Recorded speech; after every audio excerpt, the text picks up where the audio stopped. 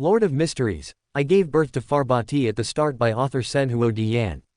Chapter 1-25. Chapter 1, Farbati. Thump, thump, thump. Under the blood-red full moon, in front of the eerie totem poles in the Pa River Valley, a group of scantily clad humanoid monsters danced frantically to the sound of stone drums.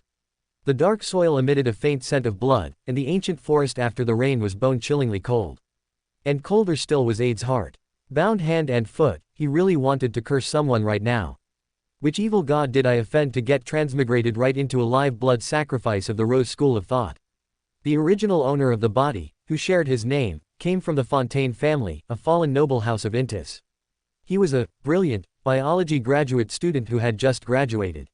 At the beginning of the year, while surveying permafrost in the Arctic, the original owner was infected with an unknown virus due to improper operation. He spent all his savings on hospitalization. To earn money, he took his younger sister, with whom he depended on for survival, onto a southern continent scientific expedition ship with a suspicious background, allegedly sponsored by the government. But the captain turned around and sold all 20-plus people on the ship, which utterly screwed over the transmigrated Aid. Calm down. Aid tried to steady himself, his eyes quickly scanning the surroundings for a chance to escape. But he discovered that everyone around him was a beander, which meant his chances of escaping as a normal person were minuscule. While worrying, Aid suddenly heard a soft voice. "Brother, don't be afraid." He turned toward the sound and saw a beautiful brown-haired girl looking at him with concern not far away. Although her eyes were filled with fear, she still forced a small, comforting smile. This smile caused a sharp pain in Aid's heart. Eileen. Her name surfaced in his mind. Coincidentally, Aid's twin sister in Washa before his transmigration was also named Eileen. Years ago, they were caught in a fire, but Eileen gave the priority of being rescued to Aid, who had already been knocked unconscious by smoke. She herself died in the subsequent gas explosion. Because of this, Aid had always felt deep remorse. In comparison, the two girls' features and expressions were 70 to 80% similar, giving Aid a sudden sense of temporal displacement. A mixture of emotions and memories surged back, making his nose sting. How much of a bastard must this original owner have been for his sister to still be worrying about him at a time like this? Then again, I suppose I don't have the right to say such things. Aid thought of the past again, and his heart tightened painfully. Composing himself, he spoke softly to reassure her. "I'm fine, don't worry about me. We will surely." Halfway through his sentence, a massive force suddenly struck Aid's right chest. Crack. The moment he hit the ground, Aid felt his ribs break, and it seemed they had punctured his lung. "You brat, what are you muttering about near my backside?" A male werewolf, covered in hair with blood-red eyes, grabbed Aid and sprayed foul-smelling hot breath in his face. "Don't think I didn't see you looking around just now, behave yourself. If it weren't for the fact that a death outside the altar would bring God's punishment upon us, I would have killed you long ago." With that, the werewolf punched Aid in his right cheek. This punch was full of warning. But Aid felt no fear or anger. On the contrary, the wicked fire that had been stirred up in his gut suddenly subsided. Because he noticed the man's last sentence. In other words, if I die prematurely, the mother tree of desire will descend punishment upon them. Aid knew of the mother tree of desire, and he knew that this evil god's punishment was absolutely no laughing matter. In fact, beneath his back molar, there was a cyanide capsule that the original owner had prepared before setting out. Before its fall, the Fontaine family had served the intelligence agency of the former kingdom of Intis, and as a result, Aid had learned some special anti-interrogation techniques. Currently, to delay Intis's colonization process, Loan would often capture Intis civilians on sea routes for various reasons and then torture them to death to intimidate those pioneers. The cowardly original owner feared death, but he feared torture even more. It was for this reason that he had left himself a way to end his own life. However, this had now become Aid's leverage. As long as his death could create chaos, Eileen could live a little longer, perhaps long enough for Intis rescuers to arrive. One must know that Eileen was the only female among the travelers. If she fell into the hands of the Lust faction, the consequences would be unimaginable. A quick death would probably be a mercy for her. The guilt of his previous life finally had a chance to be redeemed in this one, allowing Aid to find himself again. Just then, the warning voice of a priest beneath the totem pole drifted over. "Joseph, the deity wants fresh fear. Do not let any of the sacrifices find release early. Neither you nor I can afford the deity's punishment." Hearing this, the werewolf Joseph finally gave up on further retaliation against Aid, slamming him vengefully onto the ground. This impact completely punctured Aid's lung, causing him to cough up a large mouthful of blood. "Brother, Eileen's despairing scream pierced through the dense drumbeats and into Aid's soul. However, those abominations completely ignored Eileen, and the ritual officially began at that moment. Aid smiled freely, having received secondary confirmation. His eyes were filled with reckless joy. Even if he died, he would drag these bastards down with him. This impulse generated a strange pleasure, so much so that Aid completely failed to notice that the blood he had just spat on the ground did not seep into the soil, but instead began to wriggle on its own like living worms. He wanted to say something comforting to his sister, but could only produce the wheezing sound of a broken bellows. There was no more time. Wails, mad laughter, pleas for mercy, and the sound of blades scraping against necks echoed all around. Aid's foot was also grabbed by a cold hand, dragging him toward the totem pole. Aid made up his mind and bit down hard. However, the poison capsule didn't break. He bit again, it still didn't break. It seemed that Joseph's punch earlier had displaced the capsule. A sense of despair instantly swept over Aid's heart. Suddenly, he was airborne. Tumbling, until he stopped. He stared at his own neck, which was gushing blood, his heart completely filled with resentment and fury. I hate this so much. Why won't the heavens give me a chance to make amends?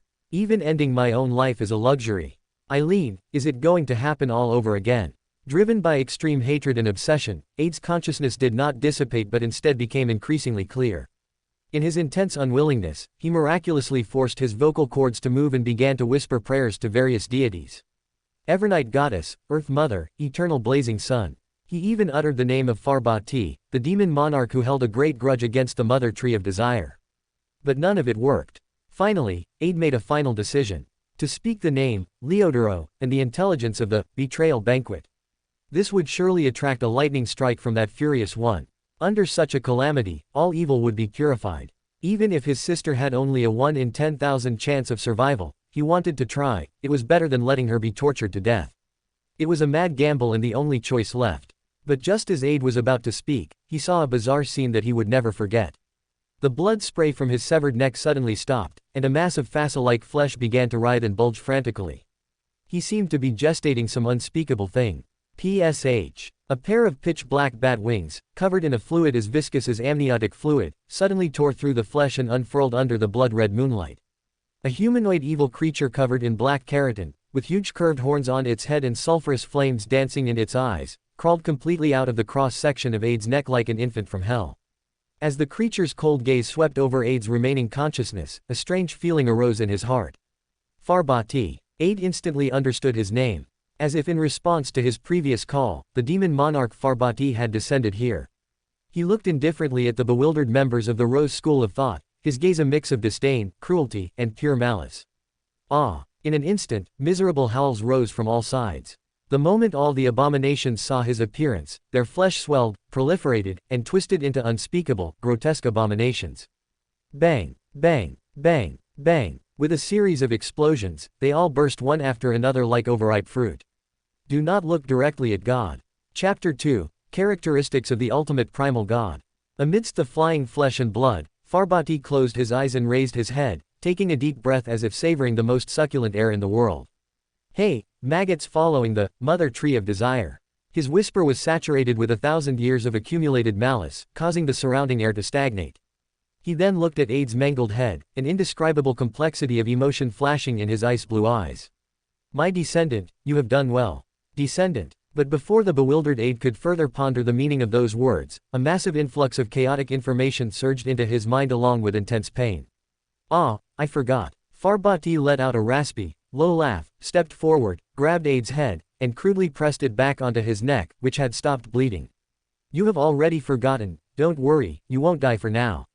Amidst the sizzling sound of flesh and blood merging at his neck, his aura plummeted rapidly, his devilish appearance faded, and he transformed into a handsome man with blonde hair and ice-blue eyes.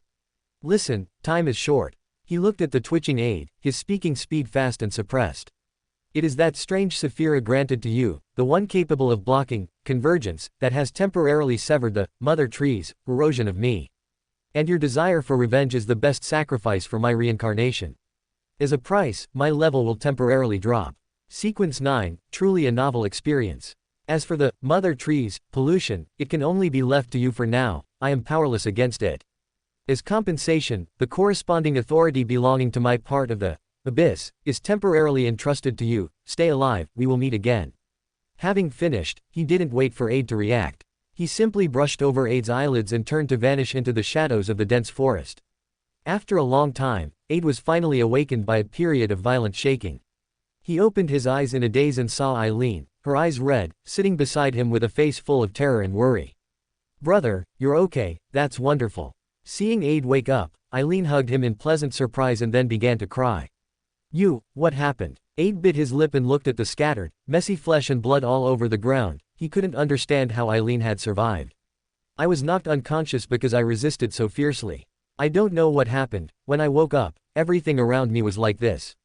Aid realized that this girl had likely experienced a blessing in disguise. She hadn't seen that terrifying scene, and thus avoided the fate of sudden death. This gave him immense relief. At this moment, his neck had returned to normal, and his chest miraculously no longer pained him. Aid had also gained a preliminary understanding of what had happened to his body. What the original owner had been infected with while prospecting the permafrost was not some virus, but the power of the ultimate primal god, Ubo Sathla. The current Aid was at sequence 9 of this divine pathway called Source of No Source. Delusionalist. This sequence allowed Aid's vitality, recovery, senses, spirituality, physical stamina, and strength to be significantly enhanced, but it would also cause him to uncontrollably generate various illusory visions and auditory hallucinations based on various impulses and obsessions. Through the gaps between these visions and hallucinations and various groundless conceptual connections, he could baselessly glimpse the truth behind many things. This was somewhat like the unusually accurate intuition and associative powers shown by some schizophrenic patients. However, the difference was that Aid's logical thinking and reasoning abilities were still somewhat preserved. Furthermore, even though this power had preliminarily fused with Aid, he still had not fully mastered it. Fortunately, similar to other divine pathways in the mystery world, Aid could digest this power through the acting method. Amidst his excitement, Aid also felt that this entire matter was shrouded in suspicion. First, he wasn't sure if that demon monarch, Farbati, was his own delusion, nor could he be certain if the deaths of the Rose School of Thought members were because of him or the result of the ultimate primal god's power going berserk within him. As for the matter of being a descendant, it was even more nonsensical and sounded extremely absurd. Suddenly, a strange thought popped into Aid's mind. If Farbati was really born out of his neck, would he be considered Farbati's father, or should he be considered his mother? No, what on earth am I thinking? Aid shook his head vigorously, expelling this toxic thought from his mind. That said, according to what Farbati said, could it be that the Sephira is special in some way, allowing lifeforms in my delusions to gain life? He couldn't be sure. The only thing he could be certain of was that those abominations had truly existed, as the blood-stained totem pillar and the beander characteristics scattered on the ground were enough to prove it. I almost forgot about the beander characteristics. Thinking of this, Aid suddenly realized and slapped his forehead. These beander characteristics on the ground should be worth quite a bit of money, provided he could find a buyer. Undoubtedly, it would be a huge sum of money. Aid absolutely could not let such an opportunity to turn his life around slip by. He began to grope around on the ground, picking up those beander characteristics one by one and packing them into the sampling bottles he carried with him. Just as he was storing the last werewolf beander characteristic, Aid suddenly recalled something that made his skin crawl. Quote, "Those lunatics from the Rose School of Thought just now seemed unable to see Eileen.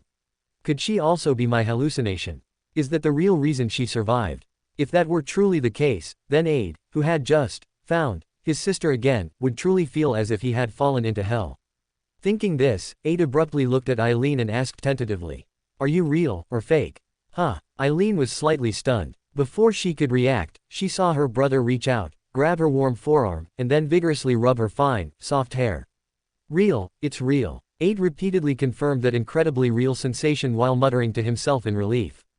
Although the mystery world was very dangerous, as long as he could protect Eileen, he had the motivation to keep going and grow stronger step by step. Finally, Eileen couldn't take it anymore. She stepped directly on the toes of Aid, who had tears in his eyes and was in a near-frenzied state. Just as the latter sucked in a breath of cold air and hopped around in pain, a strange rustling sound suddenly rose from the mass of flesh beneath the totem pillar. This sound made Aid alert again. He clenched his teeth and gestured for Eileen to remain silent, then turned his head toward the source of the sound.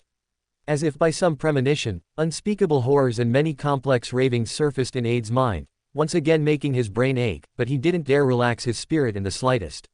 As if to confirm his premonition, an anomaly soon appeared in that mass of flesh. It began to bulge rapidly, and in an instant, it turned into a tree of flesh 3 people tall, formed of blood, fascia, and twisted muscle. Most terrifyingly, this tree's trunk not only had branches, formed of blood vessels and nerves, and twisted internal organs hanging like fruit, but it also had many strange eyes rolling around everywhere. The pupil colors of these eyes were all different, and their gazes seemed to contain the twisted, mad spirits of those who had died suddenly. At this moment, they seemed to be searching for something. Soon, the first eyeball looked at Aid and stared fixedly at him. Aid recognized at a glance that the resentful eye belonged to Joseph. This seemed to trigger a chain reaction. In an instant, all the eyeballs turned to look at Aid. And those fleshly branches also seemed to be stimulated, beginning to sway violently and emitting a mist-like light. A strong sense of danger surged in Aid's heart. He turned to Eileen and roared, "Run!" Chapter 3, The Strange Ship. Everything happened too suddenly. Aid had only pulled Eileen a few steps when he felt a crushing pressure from behind. He turned his head and saw the bloody mist from the flesh and blood tree, swirling and rapidly expanding, carrying an intense aura of killing intent. At the critical moment, Aid suddenly fell into a momentary daze. As if by reflex, he pointed his right index finger at the monstrous tree and uttered an awkward syllable. Upon hearing this, the flesh and blood tree trembled in terror like livestock encountering tigers or leopards. Cracks densely covered its trunk, and the bloody mist continuously contracted. Then, with a loud bang, it exploded, turning into a rain of flesh and blood. This scene left both Aid and Eileen, who had regained their senses, utterly bewildered. "Brother, what just happened?" Eileen asked, her voice tinged with lingering fear. "Some kind of monster, but it's dead now." Aid replied in a deep voice. Earlier, that flesh and blood had likely been influenced by the residual power of the mother tree of desire, from the ritual. Even without beander characteristics, this power had not completely dissipated and could still briefly coalesce the flesh and blood of the sacrifices and believers. This also caused its mutated form to somewhat resemble the mythological creature form of the mother tree of desire. This semi-finished product probably entered a state of out of control because the ritual was suddenly disrupted, which is what those abominations called divine punishment. But that monstrous tree was intimidated by something Aid subconsciously said just as it was about to kill him, causing it to stop its attack and subsequently shatter and self-destruct. Although Aid now couldn't remember what he had just said, and Eileen hadn't heard it clearly either, which frustrated him somewhat. Could it be the effect of the so-called abyss authority? This sudden guess excited Aid, and he decided to test his hypothesis. As long as he could summon the abyss, he could confirm the existence of Farbati and even the truth of what he had said. What exactly was the abyss authority of the demon monarch? That was power at the level of a true deity. Even if it might be incomplete, it didn't change the fact that it was a top-tier cheat. Speaking of which, to summon the abyss, do I need to utter some specific words? After a moment of thought, Aid stood up. He told Eileen to cover her eyes, then reached out toward the black muddy ground in front of him and tried to speak. "Abyss, appear." Aid's words left his mouth, but nothing happened. Could it be because I used Intisian, not a language imbued with supernatural power? He pondered briefly. For the sake of studying ancient biological records, he had taught himself some ancient languages and still remembered some combinations of words. So he made another attempt using ancient Hermes, but just like before, it had no effect. Not willing to give up, Aid continued trying with Old Futhark language, Duton, and even self-invented incantations. "Devils, heed my command. Evil descend. In the name of the demon monarch, let the abyss open." However, all around, there was only the rustling of wind through leaves and the increasingly desperate look in his sister Eileen's eyes, peeking through the fingers she had unknowingly left a gap in. As Aid chanted, the forest before him seemed to writhe, forming countless mocking, ghostly faces. The auditory hallucinations in his ears also turned into clear, derisive laughter. "Brother, let's go back to Intis. Let's go see a doctor." Eileen lowered her hand and grabbed Aid's arm. Her voice choked with sobs, she could almost hear her own heart breaking. Eileen was now almost certain that her brother had gone mad, completely and utterly mad. But just then, Aid suddenly interrupted Eileen. "Let's go first." His arm dropped listlessly, his voice rather dry. The situation, which had seemed to be clearing up, became shrouded in mystery again, leaving Aid somewhat dejected. "Go where?" Tear-stained Eileen was taken aback and asked. "Find Intisians and seek help." He took Eileen's hand and, while trying to lift his spirits, led his sister westward. However, 2 minutes later, a soft, crack sound came from the soil where the two had just been standing. A fine crack silently appeared, then spread like a spider's web. The next moment, the entire patch of ground silently collapsed, revealing a bottomless, dark hole emitting a foul stench of sulfur. Inside the hole, sulfurous flames burned silently. Countless eyes filled with evil desires densely opened in the darkness, gazing up at the faint light of the human world. Chaotic whispers intertwined into a chorus capable of driving one mad. They had answered the call, broken through the barrier, only to find emptiness. A restless confusion spread among these abyss creatures. But soon, accompanied by a dissatisfied, wet-swallowing sound, these terrifying beings hurriedly closed their mouths and sank back into the endless darkness, one by one. The soil resealed itself as if nothing had ever happened. Only flesh, blood, and stains remained, along with the deathly silence of the ancient dense forest. The journey over the next 2 days was arduous. Aid not only had to endure the pressures of survival and trekking but also resist the hallucinations that appeared from time to time and the faint, maddened roars echoing in his ears. So much so that when he finally set foot in Caesar Port, it felt like a century had passed. Caesar Port corresponds to the title, Caesar the Great. Roussel Gustave himself, to highlight his important role in discovering the safe sea route to the southern continent, specifically named the port after this. At this moment, the siblings were not only disheveled and grimy but also penniless. Apart from the exploration backpack Aid carried with him, the most valuable item on his person was a silver inlaid pocket watch. "Brother, how do we get back to Trier? Should we seek help from the consulate?" The siblings had already discussed their next steps on the road. The original research vessel had proven to be fake, and staying in the southern continent now held little meaning. At least in Trier, Aid could find a way to sell the beander characteristics he had on hand. Perhaps he could even find that damned fraudulent captain and make him suffer. No, Aid shook his head decisively. The consulate will definitely interrogate us about what happened in the Pa River Valley. How would we explain the events of the blood ritual then? It would be a miracle if they didn't suspect us of killing our companions. Not to mention, Aid was now a beander and carried many, abomination, beander characteristics. If these were discovered by the authorities, it would inevitably cause even greater trouble. In any case, let's go to the docks first and take a look. Aid took a deep breath and then led Eileen toward the dock area not far away. Many passenger ships and merchant vessels were docked at the port. Aid walked along the pier under the afternoon sun. After a while, he suddenly stopped in front of a gray-white passenger ship, his expression turning strange. Because at this very moment, the hull of this passenger ship was beginning to melt uncontrollably, like wax exposed to heat. Chapter 4, The Bloody Cabin. As the ship warped and twisted in Aid's vision, its gray-white hull transformed into the limestone of the Tellus dockside embankment. The towering masts overlapped with the spire of the St. Rossman Church from the depths of his memory. In his ears, he even heard the piercing screech of a specific type of seagull found only by the shores of his hometown. These chaotic illusions made his temples throb, but he forced himself to focus on the ropes connecting the hull to the masts. In his vision, their coarse texture perfectly overlapped with the unique palm fiber of the intersea palm, characterized by its gray-green speckled bark. In a daze, Eileen's worried voice reached him again. "What's wrong, brother? This ship is from our hometown, Tellus. How can you tell?" Eileen asked, puzzled. Tellus was a major city in the northeast of Intis, near the mid-sea, and the ancestral home of the Fontaine family. Aid pointed to the section where the ship's hull connected with the masts. The color of this ship is the same as the Tellus dockside embankment, and these masts also resemble the spire of the St. Rossman Church in the city center. Then he pointed to the ropes on the sailing ship. Most importantly, the ropes on this ship are made from the palm fiber of the intersea palm. This material is only found in Tellus.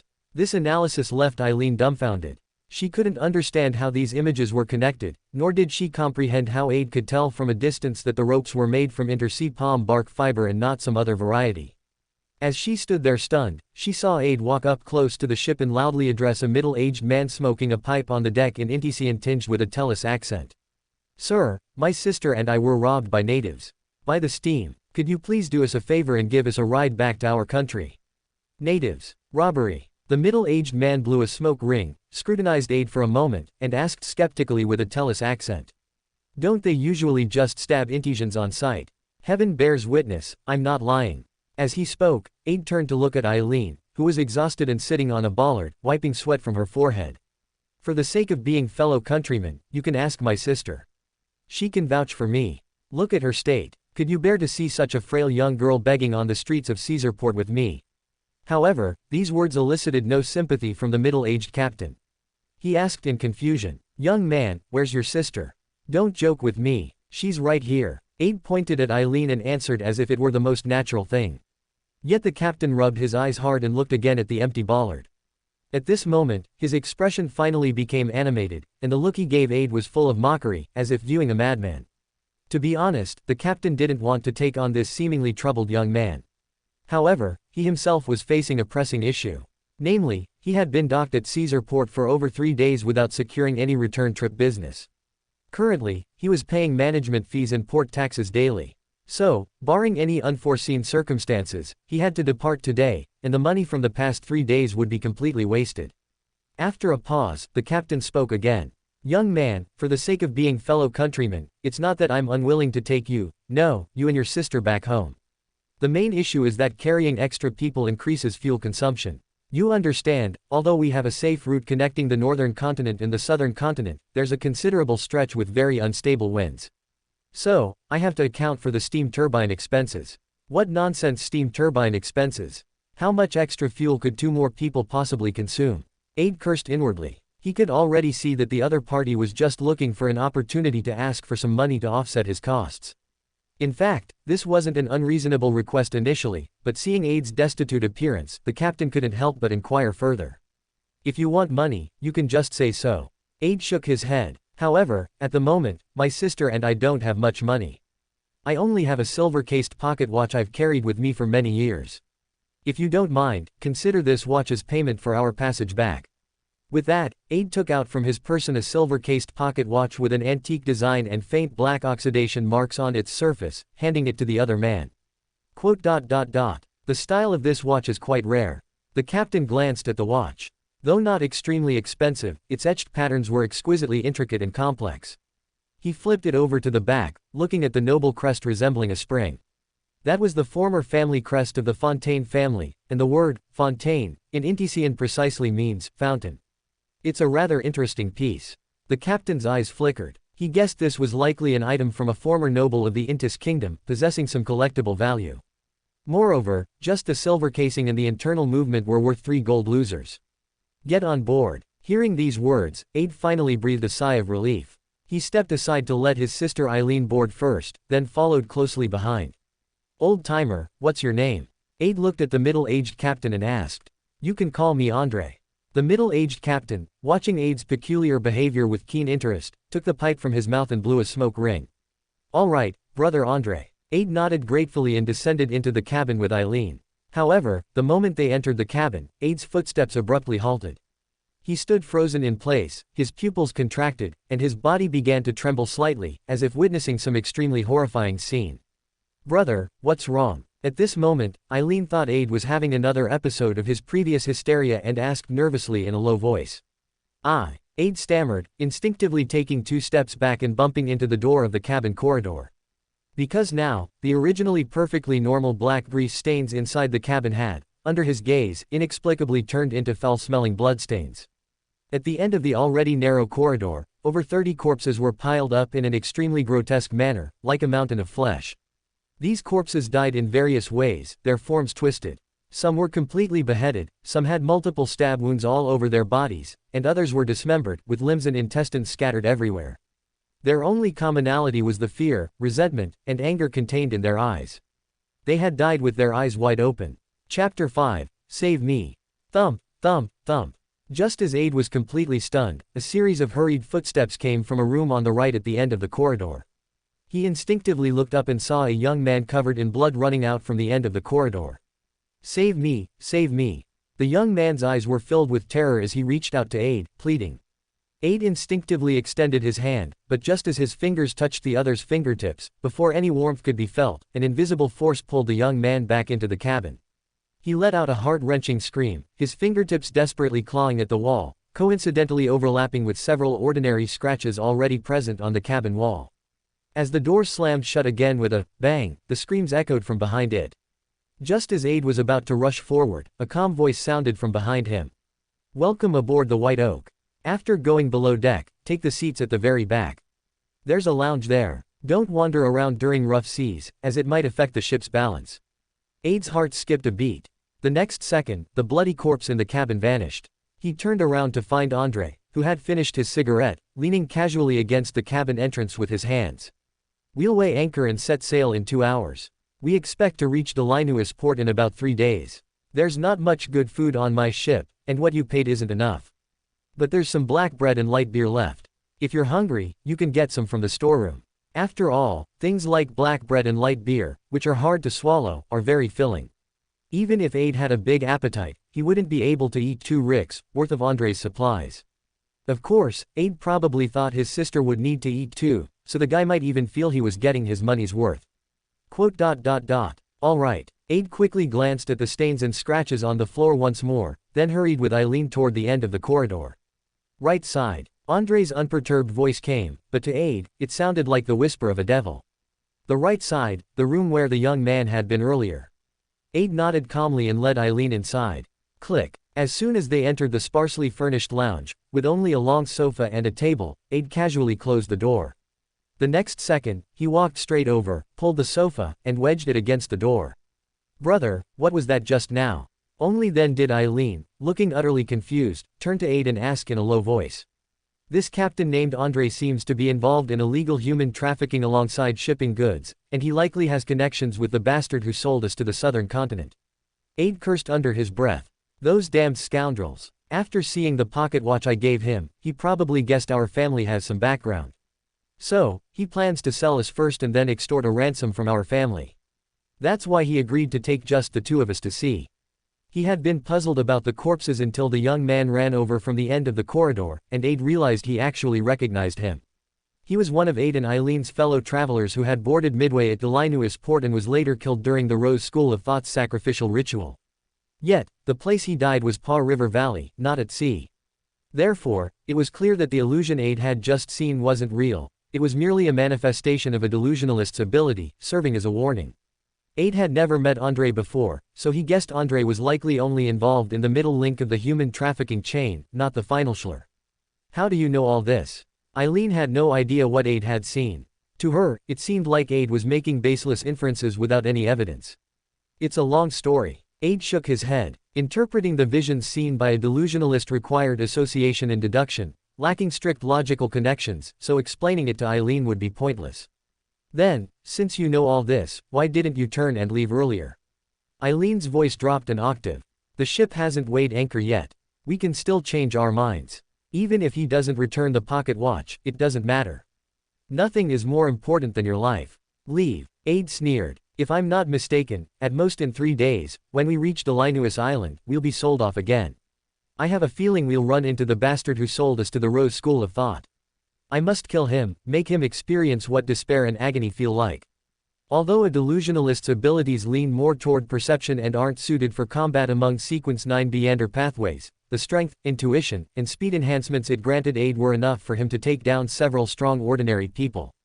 Not to mention, there was a significant information asymmetry between Aid and Andre at this point. The former knew the latter's identity and intentions, but the latter was unaware that the former knew. We should be safe until we're resold, because whether we're sold as sacrifices or as slaves, they need us alive. So, for now, relax. Just watch how I handle things when the time comes. A glint of ruthlessness flashed in Aid's eyes as he sat on the floor, closed his eyes, and conserved his energy. Just as Andre had said, less than 2 hours later, the White Oak slowly departed Caesar Port, taking advantage of the early hour and favorable sea conditions. Besides Andre, there were 2 other men on the White Oak. The heavier one was named Boar, the ship's first mate. The other, named Nicholas, looked to be in his 50s and was mainly responsible for operating and maintaining the steam turbine, along with keeping the ship clean. When Aid went to fetch the black bread and light beer, he tried observing the 3 from a distance. He noticed Nicholas seemed to have a limp, moved with difficulty, and mostly stayed in the steam turbine room on the lowest deck, only coming up for meals. Andre appeared less frequently. He seemed to be steering in the pilot house most of the time, only coming out briefly when Boar took over before quickly returning. As for Boar, he seemed to carry a gun, which made Aid somewhat wary. Fortunately, after repeatedly using his delusionalist abilities to verify, Aid found no evidence that any of them possessed beander abilities. If it was just a gun, Aid could still think of a way, but if there were beanders, especially combat-oriented ones, the situation would be very different. Fortunately, all 3 seemed to have noticed Aid's somewhat erratic behavior. They only engaged in polite small talk with him occasionally, their eyes betraying a faint hint of disdain.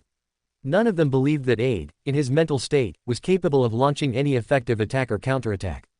As for the selling price, whatever they could get would be fine, just to cover the costs along the way. After all, in most cases, buyers didn't have high requirements for the merchandise's intelligence. Of course, if the poor guy's family was willing to pay more later, that would be even better. The next 2+ days passed quickly. By the third night, the turbulent seas and rainstorm of the raging sea finally began to subside, and the outline of Delinuous Island, illuminated by the lighthouse, appeared in the sight of Aid and Eileen. In the dark lounge, Aid was already prepared. He leaned against the door, holding a folding entrenching tool originally packed in his backpack. This tool was originally meant for clearing paths during his research on the southern continent, but now it had become his only reliable weapon. "Are you ready?" Aid, with a solemn expression, looked toward Eileen's face in the darkness. Chapter 6, Kill. "All right." Faced with Ed's inquiry, Eileen spoke in a low, somewhat nervous voice. Ed gave a slight nod. As the ship drew closer to Delinuous Island, the White Oak did exactly as Ed had anticipated. It did not detour north to the port of Delinuous but instead dropped anchor directly near a spot on the southern shore. This place was beneath a cliff face, so it could not be directly illuminated by the port's lights. In the darkness, another ship seemed to be waiting for the White Oak, not far away. The moment he saw that ship with his beander-enhanced vision, Ed recognized it. It was the very ship that had trafficked him and Eileen to the southern continent.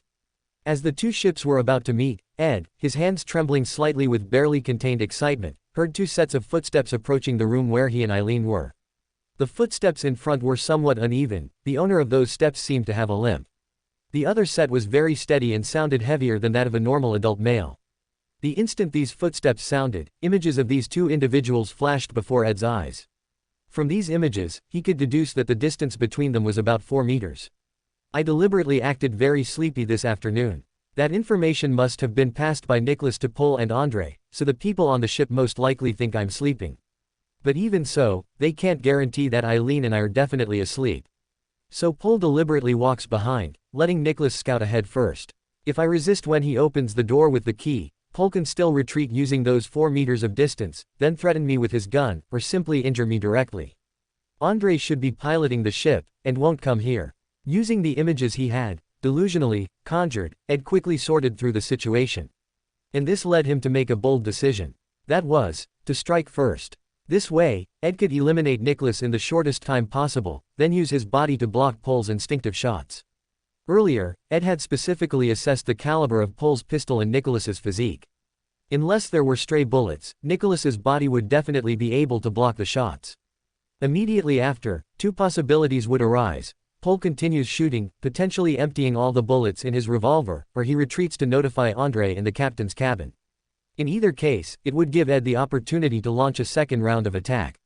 To prevent stray bullets, Ed deliberately had Eileen stay hidden in the room. This was partly to protect her safety, and partly to prevent Eileen from witnessing the bloody scene. When it comes to killing, let the older brother handle it. Ed counted 2 breaths, then violently pulled open the door. In the dim corridor, Nicholas's stunned face came into Ed's view. The old man seemed not to have expected Ed to be awake and waiting for him here. Nicholas instinctively tried to retreat, but, by sheer coincidence, the leg he placed behind him was the very foot he limped on. Ed had already calculated that this foot could not serve as a pivot for turning or retreating. In the next second, the already sharp entrenching tool was driven into Nicholas's throat with all the strength of a beander, severing his windpipe in an instant. Fear and shock appeared in Nicholas's eyes, but at this moment, with his airway severed, he could only exhale, unable to inhale. Ed grabbed the collar of Nicholas, who was falling backward from the momentum, then crouched down, pulling the body in front of himself. Bang, bang, bang, bang. Just as Ed had predicted, Paul was startled by his sudden violent attack and instinctively drew his revolver, pulling the trigger repeatedly. 2 shots hit Nicholas's shoulder, 1 hit his head, and 1 went astray, the bullet ricocheting and striking the door of the room where Eileen was. Fortunately, Eileen stayed behind the wall, so nothing happened. Slightly relieved, Ed mustered all his strength and, holding Nicholas's corpse, began charging forward desperately. The scene was too horrifying. Paul momentarily lost his senses, firing 2 more shots as he retreated. When the hammer struck the next time, the pistol made a click sound. Out of bullets, Ed's heart leapt with joy. He didn't give Paul a chance to reload. Instead, he used every ounce of his strength to hurl Nicholas's corpse forward. Pol, who had just turned around and was off balance, was knocked down by the corpse. Before he could get up, the entrenching tool came down heavily from behind him. Thwack, thwack, thwack. After several consecutive blows, Pol's head was nearly smashed, a large amount of blood flowing out, staining Ed's entrenching tool red. Having killed for the first time, Ed, upon regaining his senses, should have felt confusion and fear. This is the normal reaction for most people, even among Beyonders there are few exceptions. But at this moment, there was no trace of confusion or fear in Ed's eyes. On the contrary, a flickering flame of excitement burned within his crimson gaze. That flame was ferocious and unrestrained. The fear Ed had suppressed since crossing into this world was fully released through the consecutive killing of 2 men. Hearing no more sounds outside, Eileen wanted to peek out, but she heard Ed's cold and hoarse voice. "Stay put inside." The tone of this sentence was very flat, but it carried an aura that made Eileen feel afraid, causing the girl to not dare take another step forward for a moment. After confirming Eileen was not coming forward, Ed took the revolver from Pol's hand, then picked up the bullets that had fallen to the floor, which Pol had not yet loaded into the cylinder. Immediately after, Ed stomped on Nicholas's head, crushing it, savoring the exhilaration of his shoe sole being soaked in blood. He began walking towards the captain's cabin higher up on the deck. At this moment, even Ed himself didn't notice that with every step he took, clusters of pitch-black shadows inexplicably appeared beneath his feet upon landing. These shadows coiled around his feet. As Ed's desire to kill grew stronger, the area of these shadows also expanded. In the next second, Ed burst through the cabin door. Taking a deep breath, he drew the revolver, its barrel still retaining a trace of warmth, a ferocious smile on his face. Using the concealment of the mast base, Ed, treading on the shadows, silently made his way towards Andre's captain's cabin. Chapter 7. Eat, eat, eat. When the gunshots had rung out earlier on the lower deck, Captain Andre of the White Oak had already realized something was wrong.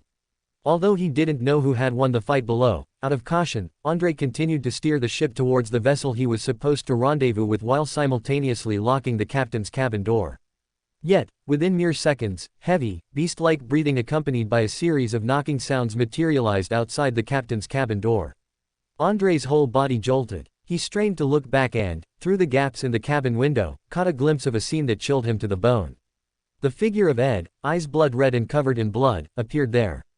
The young man, who had already seemed mentally unhinged, now had an even more frenzied look in his eyes, appearing like a brown bear craving human blood. Even though he had just killed someone, Andre could not detect a single trace of fear on his face.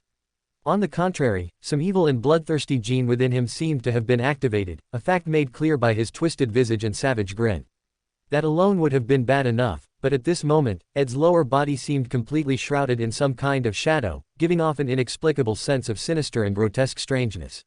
Ed was now using the butt of his pistol to bang against the door lock, seemingly trying to force it open. However, the lock on the captain's cabin door was specially custom-made to guard against pirates.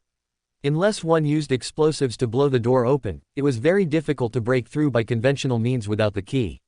After several attempts, Ed finally gave up, allowing Andre to breathe a slight sigh of relief. At the same time, he frantically waved towards the middle-aged man standing on the forecastle deck of the other ship visible through the porthole, seemingly seeking help. But before the other could respond, Andre's body suddenly froze. He slowly turned around, meeting the gaze of Ed, whose form was now covered by an unfathomably thick darkness. At that moment, Andre seemed to hear, in a daze, countless dense whispers emanating from Ed's direction. These voices were incredibly dense, filled with a filthy meaning, merely hearing them could drive a person insane. They were the whispers of demons, the naked malice from the abyss. This kind of sound could not be blocked by the captain's cabin door. The next second, the murmuring suddenly became high-pitched and fervent. Andre's head exploded from the inside like a split watermelon, instantly bursting into a mixture of red and white. As his body toppled stiffly to the floor, Ed's gaze, through the window gap, met that of the middle-aged man on the adjacent ship. That man was precisely the human trafficker who had nearly killed Ed and Eileen. Besides hatred and excitement, Ed could also feel a strange attraction emanating from the other man.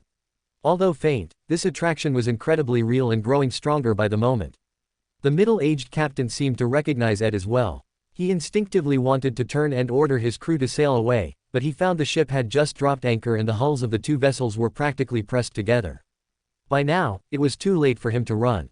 And in the brief moment of his panic, Ed's figure had already charged towards the opposite ship like a black panther. 15 minutes later. Having stayed in the lounge for a long time without hearing any movement outside, Eileen could finally no longer restrain her restless heart. Worried about her brother's safety and desperate to know the outcome, she decided to disobey her brother's earlier instructions and go out to look. Although this carried considerable risk, it was better than just waiting here. She decided she would rather die knowing the truth.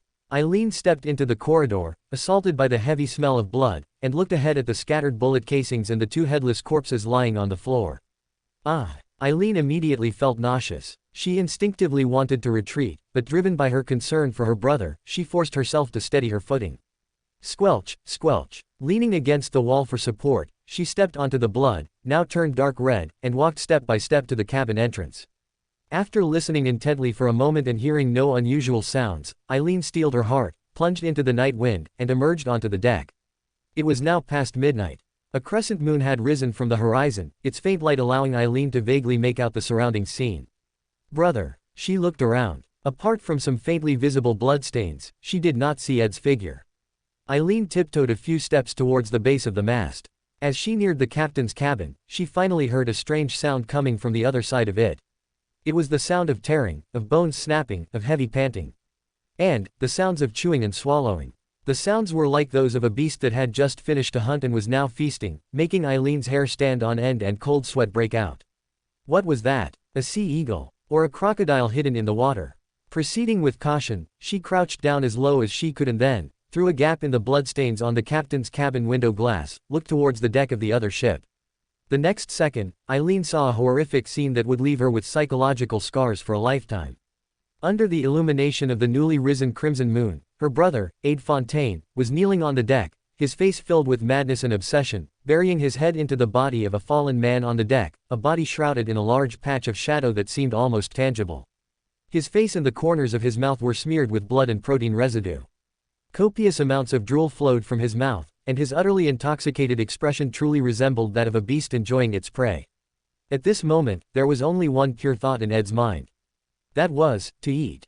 Eat, eat, eat, eat the enemy who had trafficked them and caused him to die once. Only this could allow the nameless rage he had suppressed for days to be completely released. Ed's right hand plunged down forcefully, thrusting into the corpse's chest, and then he pulled hard. Immediately after, he held something nearly oval-shaped in his hand.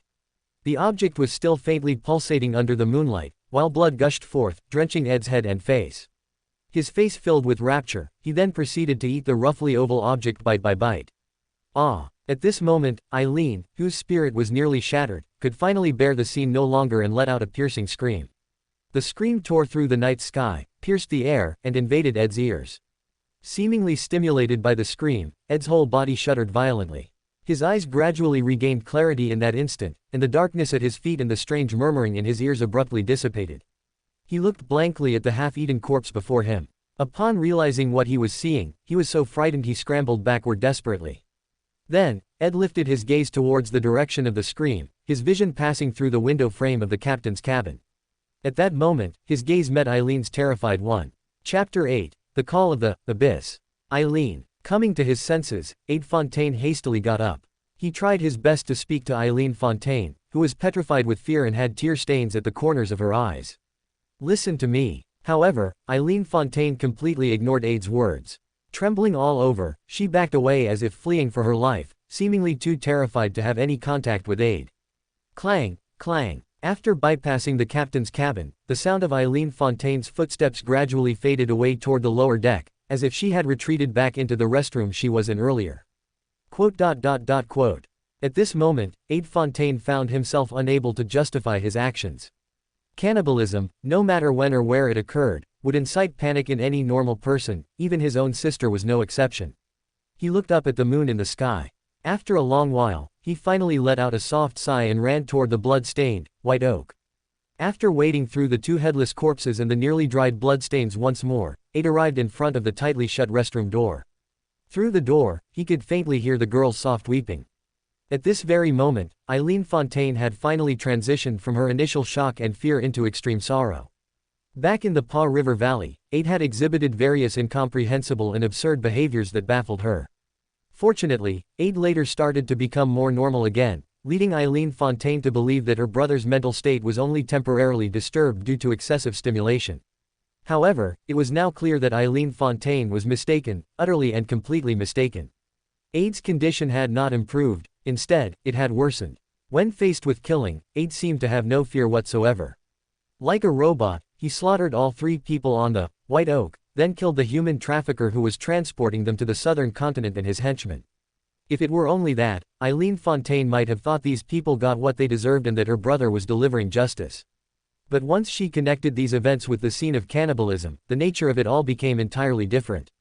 Eileen Fontaine felt as though she had never truly known her brother. At this moment, she sensed that a cruel, bloodthirsty devil had always been lurking within Aid's heart. In a sense, Eileen Fontaine's feeling was completely accurate, in every possible way. Because after regaining his senses, Aid finally fully understood why he had such an intense craving for the flesh and blood of that human trafficker, and why he was so eager to kill and devour him. The reason was simple, it was because the other party was a beander. A sequence 9 inches criminal. Aid was now completely certain that the demon monarch, Farbati and the abyss authority he had entrusted to him were all real. However, because Aid's own sequence level was too low, he was utterly incapable of properly controlling the corresponding abilities brought by this authority. Either the manifestation of the abilities was too random, or when Aid killed, became enraged, or was filled with desire, the utterly evil and filthy spirit of the abyss would forcibly seize his mind, making him commit extremely terrifying acts. The reason Aid had to consume the beander characteristic that precipitated from the criminal was that some incomprehensible ravings within him seemed to urge him to do so. Only by progressing from low to high sequences, gradually acquiring the beander characteristics of the abyss pathway, would Aid's control over the abyss authority gradually increase, and his mental state become more manageable. In other words, he had to strive to become a high sequence devil to ensure he wouldn't be affected by the abyss's insane spirit. Otherwise, not only would his own life be in danger, but Eileen Fontaine would also be placed at risk. Furthermore, he now commanded the language of demons and could, without losing his autonomous consciousness, temporarily borrow power up to sequence 7 from the abyss, through Farbati's authorization, paying some additional uncertain price, such as his own rationality or the lives of others, in exchange during that period. These matters were still manageable. What truly struck Aid as peculiar were 2 other things. The first was that Aid had completely digested the criminal beander characteristic immediately after consuming it. The second was that, in his lucid state, he seemed entirely unaffected by the residual mental influence within the criminal characteristic and had not lost control from possessing 2 beander characteristics simultaneously. If the first matter could be explained by the effects of the abyss authority, the second completely exceeded Aid's understanding. No matter what, he had not received blessings from a high-ranking being of the chained pathway. In theory, he should have been utterly incapable of tempering the constantly active, abundant evil desires of the criminal, and should have instantly lost control and gone mad from wielding the power of 2 pathways simultaneously. Is it because delusionalist and criminal or adjacent pathways? No, could it be because of that so-called ultimate primal god, Saphira? While making baseless conjectures in his mind, Aid took a deep breath and tried to soften his voice. He spoke to the restroom door. Eileen, I'm sorry for frightening you. However, Eileen Fontaine showed no intention of replying. She continued to emit muffled sobs, a sound that made Aid feel deeply uncomfortable. Although the key to the restroom hung from Nicholas's waist nearby, Aid had no intention of opening the door. He simply sat by the entrance, diligently trying to dispel the increasingly foul stench of blood around him while silently keeping Eileen Fontaine company. A very long time passed before Eileen Fontaine's sobs gradually weakened. Aid thought for a moment before speaking again. I'm sorry. After we return to Intis, I'll follow your advice and go see a doctor for treatment. I just hope you won't be afraid of me. Whatever happens, we can face it together. After a long while, Eileen Fontaine seemed to finally make up her mind. The bolt behind the restroom door clicked open a crack, and the tear-streaked, red-eyed girl peeked out with one eye. Do you mean it? Eileen Fontaine looked at Aid with deep suspicion, as if not quite believing his words. By the steam above, I swear on my life. Aid raised 3 fingers and solemnly vowed. Hearing this, Eileen Fontaine hurriedly pulled his hand down. She chided him somewhat reproachfully. Don't say such ominous things. If you're sick, I'll accompany you for treatment. After all, we're each other's only remaining family. If I don't look after you, who will? These words stirred mixed emotions in Aid's heart, leaving him feeling deeply unsettled. He wanted to explain everything that had happened to him to his sister, but he was afraid she wouldn't understand and worried that such information might expose her to some unforeseen contamination. That would be too high a price to pay. So, after some thought, Aid decided to follow his sister's wishes for now, planning to find opportunities later to gradually explain the situation to her bit by bit. By the way, we did a good deed, in a way. Aid forced a smile and pointed in the direction of the neighboring ship. I heard voices from that cabin earlier. Probably other kidnapped people. Hearing this, Eileen Fontaine was stunned for a moment, then spoke up anxiously. They didn't see you doing those things just now, did they? If they saw, do we have to? As she spoke, Eileen Fontaine made a throat-slitting gesture with her hand. Chapter 9. What does it have to do with me? Aid was stunned when he saw Eileen like this. What are you thinking? Aid was a little surprised. Shouldn't we just let them go? I know, but I can't lose you again. Eileen's voice grew softer and softer. She seemed to realize that her words were very inappropriate, so in the end, she said nothing more. Aid sighed slightly. He knew his sister was stimulated and her thoughts were somewhat reactive. So he comforted her. Don't worry, they didn't see me. Have you forgotten that these human traffickers have a habit of locking the door when they are trading? Eileen then realized. Before she and Aid were transported to the southern continent, it seemed that every time the ship docked for supplies, the cabin door would be locked, and all personnel were only allowed to move on the lower deck. At the time, Aid was a little curious, so he asked, but the answer he got was that although Delinuous Island was currently occupied by Intis people, ships from other countries often passed nearby. If outsiders saw so many Intis people on board, it was very likely to attract attacks from pirates with a Loan background. Later, it seemed that this was simply a pretext to prevent news from leaking and attracting official investigations into human trafficking. On the other hand, you are also very right, we cannot easily let those people see us. Aid thought for a moment before saying, this ship stopping here is already an anomaly, and it will definitely be discovered when it gets light. But that is not the key issue right now. The key issue is that there were witnesses when we boarded the White Oak at Caesar Port. If the bodies on the White Oak are discovered along with the ship, the authorities will have a very high probability of targeting us. So now we must dispose of the bodies, abandon the ship, and then land at another port. Makes sense. Eileen nodded and added, so what are you going to do? It's simple. I'll retrieve the anchor, then hoist the sails directly, and the ship will drift with the sea breeze and ocean current. Fortunately, the current ocean current is in the northeast direction, and the wind direction of the sea breeze also seems favorable to us. Ocean current. How do you know about the ocean current? Eileen looked at her brother with some confusion. He was just a biology graduate student, and she didn't know when Aid had studied hydrology and geography so much. Biology is a discipline that involves interdisciplinary knowledge. Aid smiled. It's currently the season for the migration of Sunia tuna, and Delinuous Island is a necessary route. There's an ocean current here that leads towards Byam, and between Byam and Delinuous Island is Longtail Island, which is incredibly close to us. After Aid finished speaking, he pointed his finger towards the northeast direction outside the window. Eileen looked intently and indeed there was a faint outline of an island, and it was indeed very close to Delinuous Island. We have already left the violent sea, and tonight is a clear night, so even if we just drift with the current, we can reach our destination. We'll throw the bodies into the deep waters in the middle, then land on the south bank of Longtail Island and abandon the ship, then set the sails full and let it continue to drift towards Passu Island with the sea breeze and ocean current. When it gets light, we'll find a way to take another ship back to Intis. Hearing Aid's words, Eileen shook her head. But if we do that, the ship will still be discovered when it approaches Passu Island. What then? Silly. Aid smiled and shook his head. Don't forget which country's territory the sea area where Passu Island is located belongs to. Passu Island. Kingdom of Loan. Eileen then realized. That's right, the White Oak is a ship registered in Intis.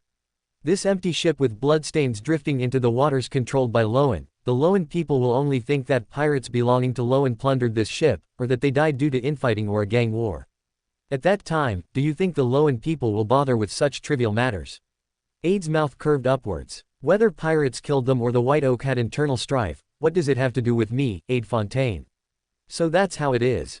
Eileen then realized. How did you think of these things? I don't know, it's just a way of thinking. Aid laughed self-deprecatingly. In fact, this was precisely the criminal skill he had acquired after devouring the criminal beander characteristic. The way of thinking itself was also part of the skill.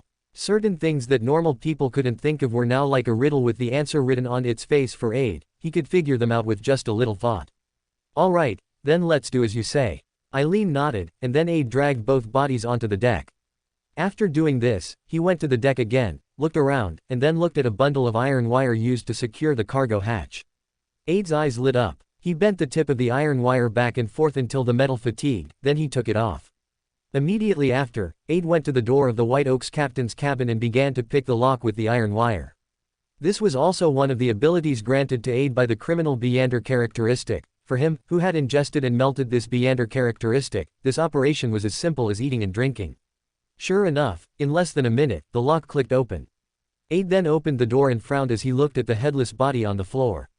He quickly rummaged through the captain's cabin's drawers and cabinets, finding his silver pocket watch, a nautical logbook, 2 changes of clothes, and a little more than 10 gold lucre in cash.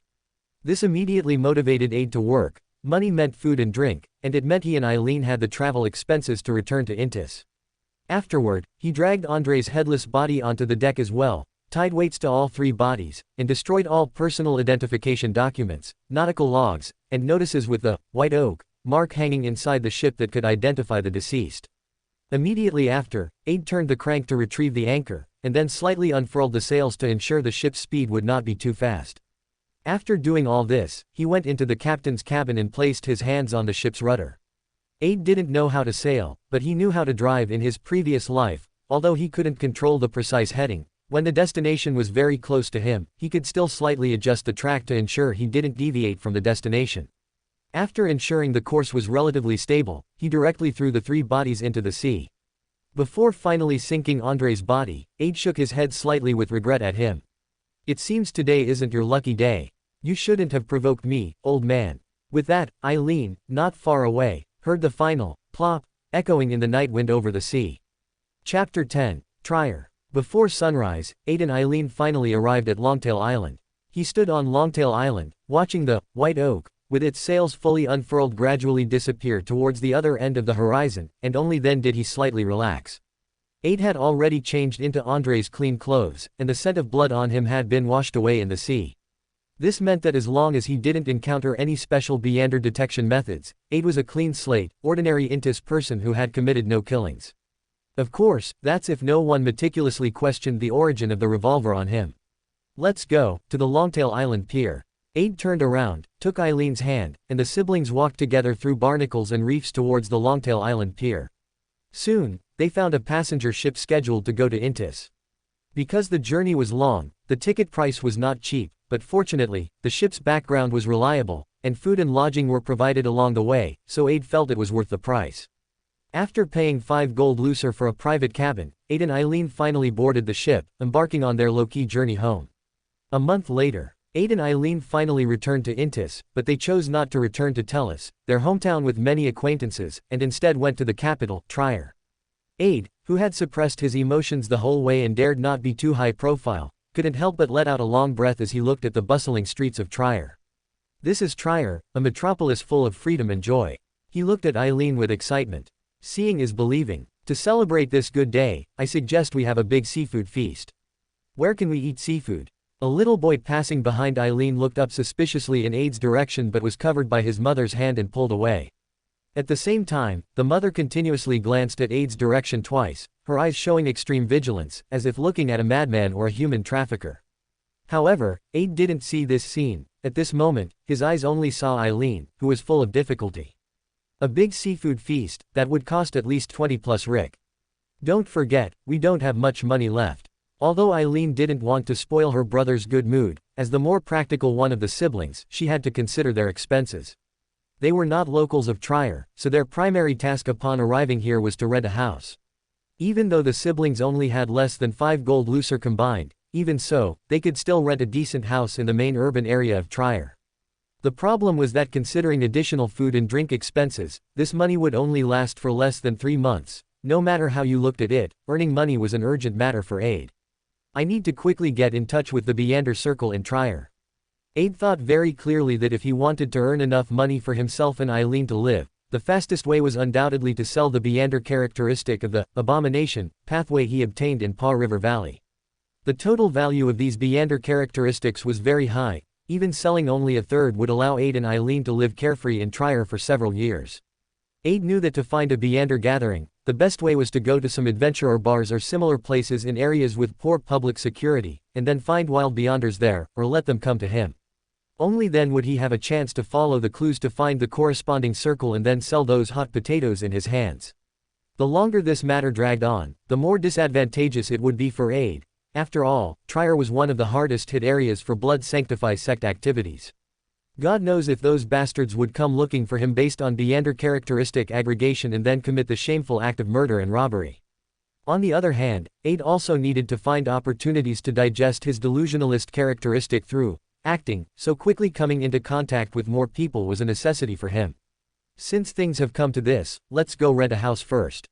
Because Emperor Russell vigorously promoted public housing policies in major cities across Intis to attract more rural populations to flock to towns and become industrial workers, there were actually many houses available for Aid and Eileen to choose from, and the prices were not expensive. The biggest advantage of public housing was that it was cheap and easy to find, but the biggest disadvantage was the complex surrounding environment and dense population, which undoubtedly did not meet Aid's core demand for utmost safety at the moment. So he focused his attention on more secluded detached residences further away from the city center. After continuously searching several housing rental agencies, enduring many cold stares and disdain, Aid finally chose Art Street near the plantation area in the southern suburbs of Trier, not far from the palace where the royal family resided during the Intis Kingdom period. The reason for choosing this location was that the quality of the houses here was good, but the prices were moderate, and because tourists often came here, the surrounding security conditions were very good. In other words, members of machinery hivemind and purifiers frequently operated here, which further eliminated the possibility of those devils from the blood Sanctify sect approaching Aid and Eileen's residence due to various coincidences.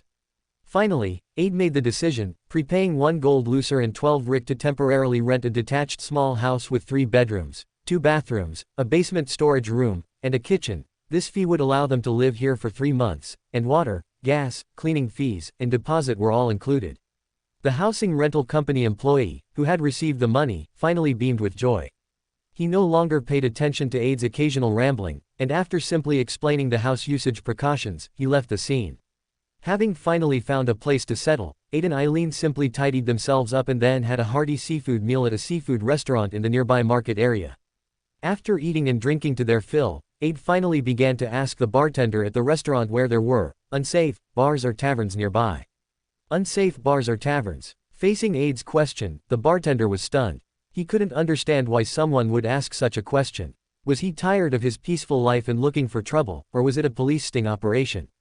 Although he hesitated, seeing the customer's prompt payment for the meal, he ultimately replied with professional integrity. Exit the door and turn left for 200 meters, then after crossing the arch bridge, walk along the river for about 1,000 meters. There's a tavern called Soarer, there, it should meet your requirements. Chapter 11, Fistfight. Thanks. After Aid gave his thanks, he and Eileen stood up together and left the restaurant under the watchful gaze of the bartender. He watched as Aid first pushed open the door, then stood outside holding it for a while, smiling at the empty air that was a head shorter than him, as if he were waiting for someone.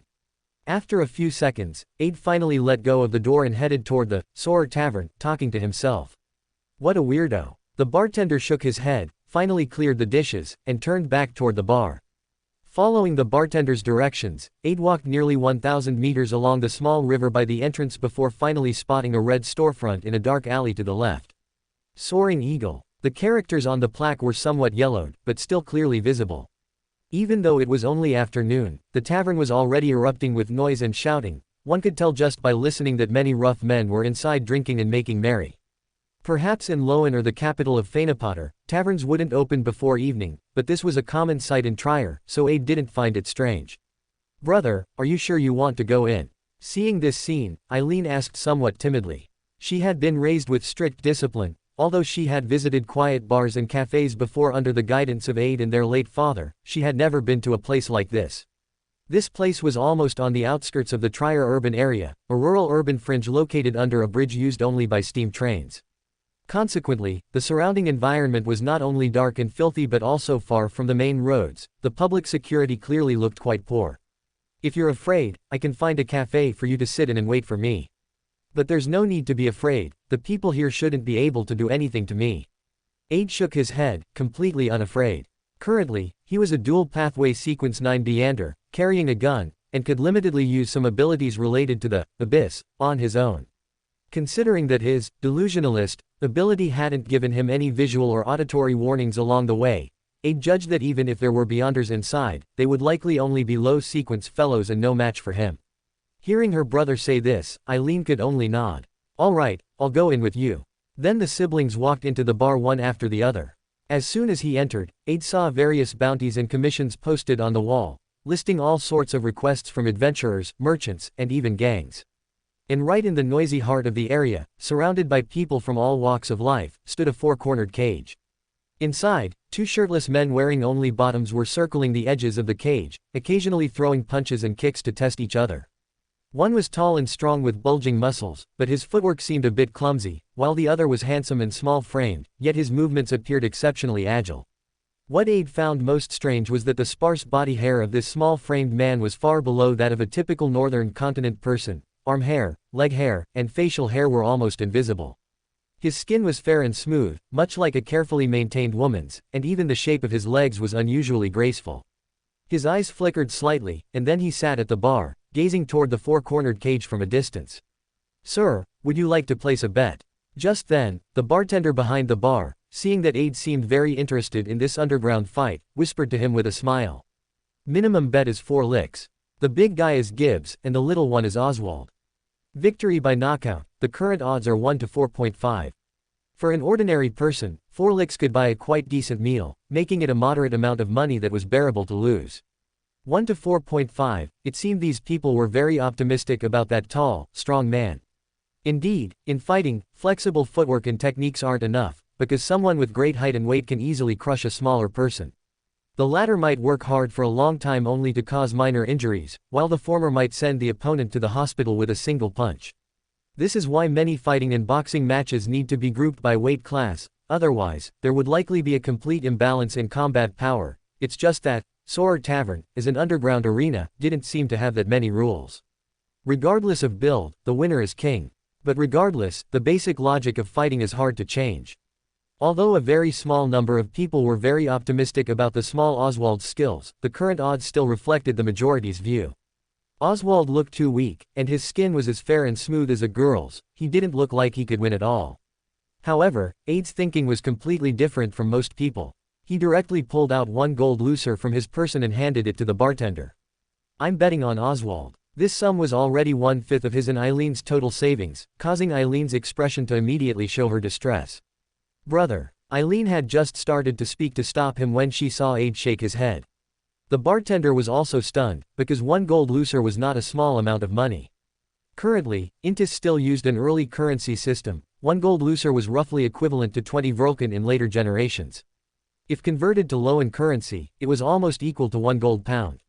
A normal person would never take out so much money to bet on such a random underground fight, so the bartender immediately realized Aid was a guest of unusual status. At the very least, he wasn't short on money.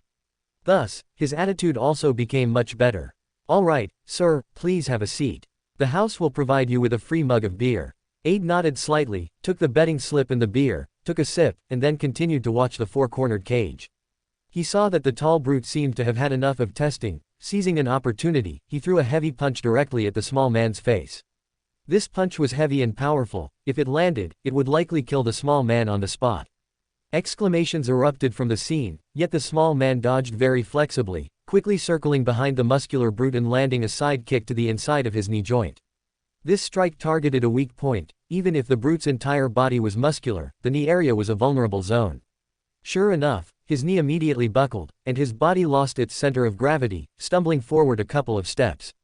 The small man seized the opportunity and tried to launch a series of attacks against the brute again. These attacks hit the brute's lower back but didn't cause much damage. The brute struggled to stabilize his footing and swung a backhand punch toward the small man's cheek. The small man, however, remained calm, a cold light flashing in his eyes. He propped himself up with one hand on the ground to dodge the swing, then kicked heavily with his toe toward the nerve-dense area under the brute's armpit. The brute immediately roared in pain, but before he could organize an effective counterattack, the small man leapt up as lightly as a butterfly. In less than 0.5 seconds, 2 consecutive knife hand strikes hit the brute's carotid artery. This was another weak area, and the landing points of the knife hand strikes were chosen with precision and ruthlessness. As the brute fell to the ground with a thud that shook the fighting platform, the surrounding onlookers fell into silence and shock. Aid, meanwhile, smiled and took a large gulp of beer, then said to the bartender, "Give me the money." Chapter 12, The Prime Minister of Intis. The bartender was stunned upon hearing that, but before he could say anything, a cacophony of noise erupted from the scene. Oswald won. How is that possible? Most people were voicing their disbelief and complaining bitterly, while some shouted that there was something fishy going on. Only a tiny minority of winners were beaming with joy. At this moment, they all felt a bit of regret. Most of these people had only bet with a casual mindset, wagering just 4 ricks, so their earnings were very limited. Aid, on the other hand, glanced with a smile at the astonished Eileen, his face full of pride. In fact, the reason he had bet on Oswald earlier was that when he saw the latter's agile movements and sparse body hair, he guessed the man was likely a beander who had consumed the assassin potion. Extraordinary agility and evasion, impressive fighting skills, a lightweight body, and a one-hit kill attack method, these were all characteristics of an assassin. This beander power was the true reliance that allowed Oswald to risk his life to gamble for a big win, facing off against the burly Gips, who far exceeded him in height and weight. Unfortunately, no one present noticed this. Even the winners seemed to have simply tried their luck by betting against the odds on a high payout. Aid finished the beer in his glass in one gulp and then went to the cashier to exchange his winnings for 4.5 gold losers in banknotes. This time, he had truly struck it rich. When Aid returned, he deliberately slapped the stack of banknotes in his hand with a thwack, using this method to attract the attention of those around him. Sure enough, just as Aid expected, his behavior quickly drew the attention of the gamblers. Who is this guy? How did he make so much money all at once? Someone immediately shrieked, their tone filled with extreme jealousy and disbelief. That must be nearly 5 gold losers. This guy won all our money. 5 gold losers, which means he bet almost 1 gold loser. The surrounding people gasped upon hearing this, and after a moment, the crowd descended into a commotion. Some loudly questioned if the match was rigged. This voice made up the vast majority. Even though a few winners tried to defend Oswald's excellent fighting skills, it was to no avail. Some even wanted to cause trouble for the Soarer Tavern and Aid, but soon, a loud bang echoed through the tavern. Bang! Hearing the sound, a few quick-reacting individuals instinctively crouched with their hands over their heads, while others failed to react in time, staring dumbfounded toward the source of the noise. Then, they saw Aid holding a revolver with faint smoke still rising from the barrel. The young man had clearly fired a shot into the air to suppress the crowd. Allow me to introduce myself. My name is Athos Raphael, the man destined to become the Prime Minister of Intis. He said with a smile. Intis, Prime Minister. What is this guy talking about? The first reaction of everyone present was that the guy in front of them had something wrong with his head, because no matter how they looked at him, Aid was just an ordinary youth from the streets with no background whatsoever. Someone like him becoming a Prime Minister. What kind of international joke is this? The reason Aid said this was actually the result of his repeated reflections during his month-long return journey on how to act as a delusionalist. The so-called delusion can be interpreted in 2 ways. One is a completely impractical and impossible fantasy, and the other is firmly believing in an event that is not entirely impossible but has a very low probability, becoming immersed in it and investing a great deal of effort. Although the delusionalist ability creates a large number of groundless hallucinations and auditory illusions in the mind, after organized analysis and association, these hallucinations and illusions can still point toward realistic outcomes. Even if the accuracy of this guidance initially depends heavily on the delusionalist's own associative and reasoning skills, practice and the digestion of the potion can make those hallucinations and illusions closer to the answer as soon as they appear. Taking this into account, Aid ultimately leaned toward the latter interpretation as the correct way to act as a delusionalist. In other words, there must be a theme for the delusion. Therefore, to fully digest the delusionalist beander characteristic, Aid had to set a goal for himself that seemed absolutely impossible to ordinary people but actually had a tiny possibility, and work toward it, or at least establish such a persona for himself. For him, this persona was the future Prime Minister. This was the external manifestation of the delusion, and it also had a spiritual core that Aid himself believed in. That is, it is now the year 1195, and according to the original timeline, Emperor Russell will be assassinated in 3 years, and the imperial system of Intis will once again come to an end. In other words, Aid's goal was actually to withstand various pressures and become the Prime Minister within 3 years as a commoner, an event that seemed absolutely impossible. In this way, Aid could match the delusionalist persona both internally and externally, thereby quickly digesting the delusionalist, beander characteristic. Although the dream was grand and the possibility of realization was slim, Aid was still willing to work in that direction. Because only in this way would it be possible to save Russell, a fellow transmigrator from the Washaw civilization, and spare him from the fate of being backstabbed. Although the two did not come from the same universe, based on their cultural background, Aid and he could be considered fellow townsmen. As for the name Athos Raphael, which was full of Intis style, it originated from the character Athos in The Three Musketeers, also known as Count Raphael. In the story, he had rescued Charles I and promoted the Stuart Restoration. From a symbolic perspective, the name Athos was perfect as Aid's current pseudonym. Sure enough, just after Aid said those words, he felt a clear sign of his delusionalist, beander characteristic being digested. This filled his heart with joy, and Aid immediately struck while the iron was hot, looking at the people in the Sword Tavern. The reason you didn't dare to place a heavy bet on Oswald is that you lack vision. You don't dare to invest in the right people or things, and therefore have no way to improve your lives and circumstances. I believe almost everyone has a dream of success, but whether it's getting rich, gaining power, or achieving something in any field, it requires vision and the right choices. Aid smiled and said, as the future Prime Minister of Intis, I hope everyone can have a successful and respected life, and I am willing to provide consulting services to answer your questions and resolve your doubts, for only 2 riks per session. This is a precious opportunity.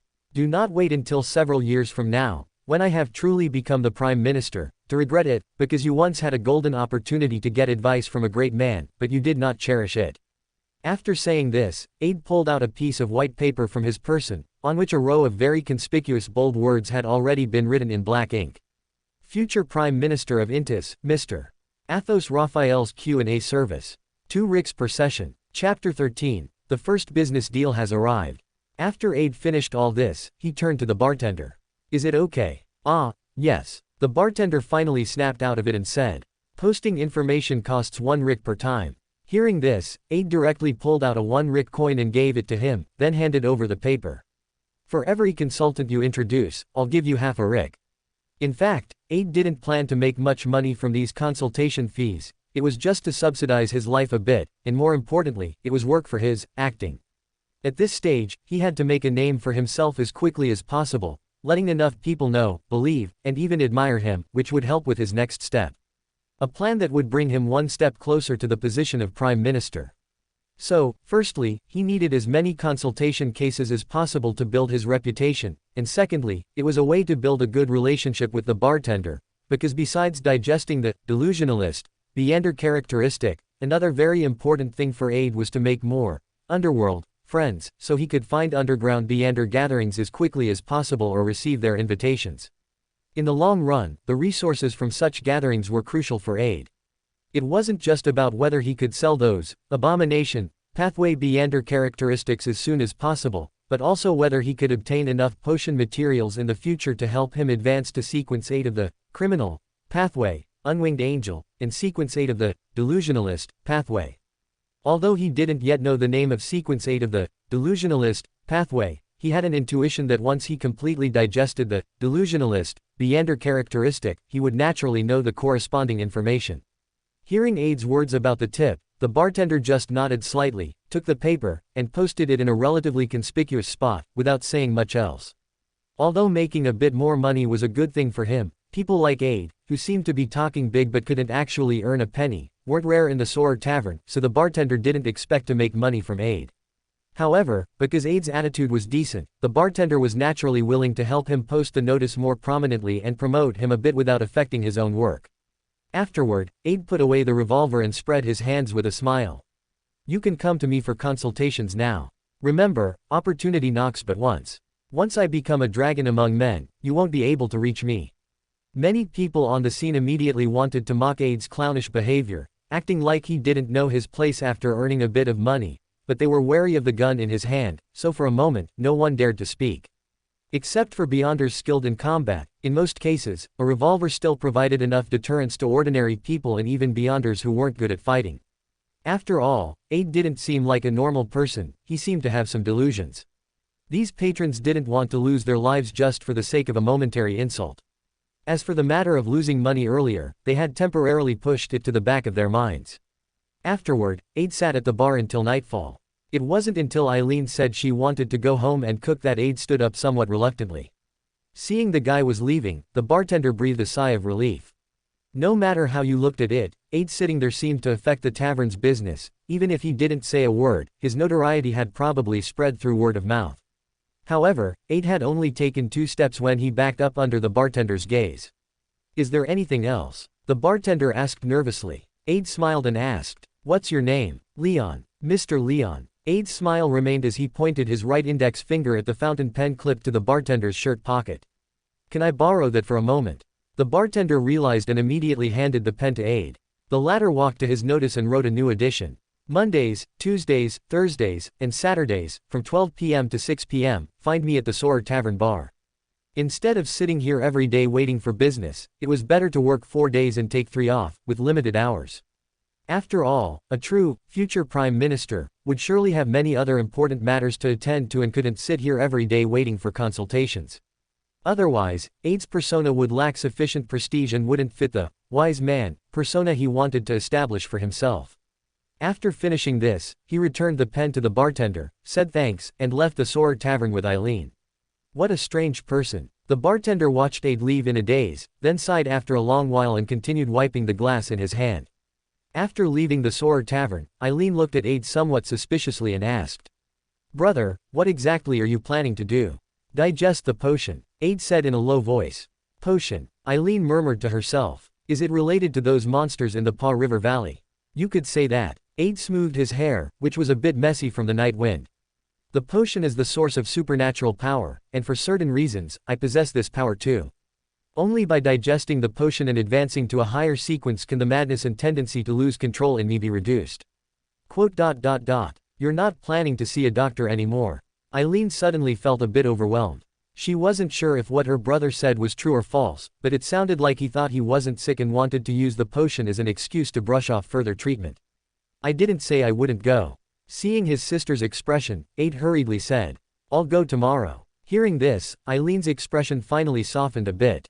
"Then it's a deal." The next morning, Aid and Eileen found a psychological clinic with a decent reputation for a diagnosis. But once they got there, Eileen realized she couldn't seem to fully explain the things Aid had done at sea. When the doctor first met Aid, his gaze was quite strange, as if he really thought Aid was sick and intended to restrain him. But both Eileen and Aid clearly expressed their disagreement. After the latter put up a fierce resistance, the doctor could only perform some routine examinations on Aid. Ultimately, he was surprised to find that Aid didn't seem to have any serious mental illness. He just had hallucinations and auditory hallucinations due to anxiety and life stress. He only needed to ensure enough sleep and reduce mental pressure. Therefore, the doctor just casually prescribed some medicine to Aid and let him go. This made Aid sigh in relief. To keep Eileen from worrying about him, he left her at home in the afternoon and went to the Soarer Tavern to continue waiting for business. The first 2 days weren't very smooth. No consultants came to find Aid, so besides getting more familiar with the bartender Leon and the various patrons in the bar, he didn't achieve much else. It wasn't until the 3rd day that a turning point finally arrived. A slightly chubby middle-aged man wearing a bowler hat walked into the Soarer Tavern and went straight to the bar, asking bartender Leon, "I have a business matter that requires an investigation commission. Who would be appropriate to talk to?" Leon quickly glanced at Aid, who was drinking alone, and then said, "I think you could try that newcomer, Mr. Athos Raphael, it should work." Chapter 14. The Black Hand of the Zeong Party.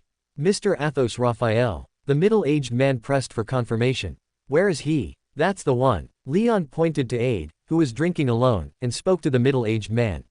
After thanking Leon, the middle-aged man went over and sat down next to Aid. "Sir, my name is Athos Raphael, the future Prime Minister of Intis. My consulting service fee is 2 licks per session, regardless of the type of service. How may I help you?" The future Prime Minister of Intis. Is there something wrong with this guy? Just as when Leon had first heard Aid say these words, the middle-aged man across from him immediately began to size Aid up with some hesitation. He looks quite ordinary in dress, but handsome, with a scholarly air. His fingers are slender, though there are some calluses, his knuckles aren't enlarged from heavy labor. He should be an educated man. This middle-aged man had his own way of reading people. After quickly assessing the others' attributes, through Aid's appearance, he raised his eyes and happened to meet Aid's sincere and concerned gaze. In fact, it wasn't just the middle-aged man observing Aid was also observing him. The man was wearing a merchant's coat that was semi-new but starched stiff. His knuckles were thick, indicating that this middle-aged man seemed to have started out as a laborer and maintained a relatively frugal lifestyle. At this moment, the man's face was haggard, and the bloodshot streaks in his eyes along with his tight lips revealed deep anxiety and anger. Since you are my first guest today, I can answer your questions first and collect the fee later. How should I address you? Hearing Aid's words, the middle-aged man finally snapped back to his senses and said in a low voice. You can call me Pierre. It's like this, my goods were intercepted at Black Oak Lane, just as I entered the city in the eastern suburbs of Trier, and I was also given a beating. It was a whole wagon of high-grade maple panels collected from Mossage, an urgent delivery for old Henry's furniture shop in the Market District. I reported it to the police afterward, but they said there was no physical evidence or witnesses at the scene, making it difficult to track the culprit's whereabouts. Bullshit. I know these police very well, they just don't want to get involved in extra trouble. Of course, I also thought about finding a private detective, but the problem is that private detectives have no enforcement power. So, if possible, could I trouble you to help me think of a way? Otherwise, my business reputation will truly be ruined. After listening to the man's account, Aid nodded slightly and comforted him. Mr. Pierre, please don't be anxious. I need you to recall more details, tell me every single detail. Including but not limited to the time of the incident, details, weather, how many people there were, their clothing, accents, and what they said, even including what kind of scent they had on them.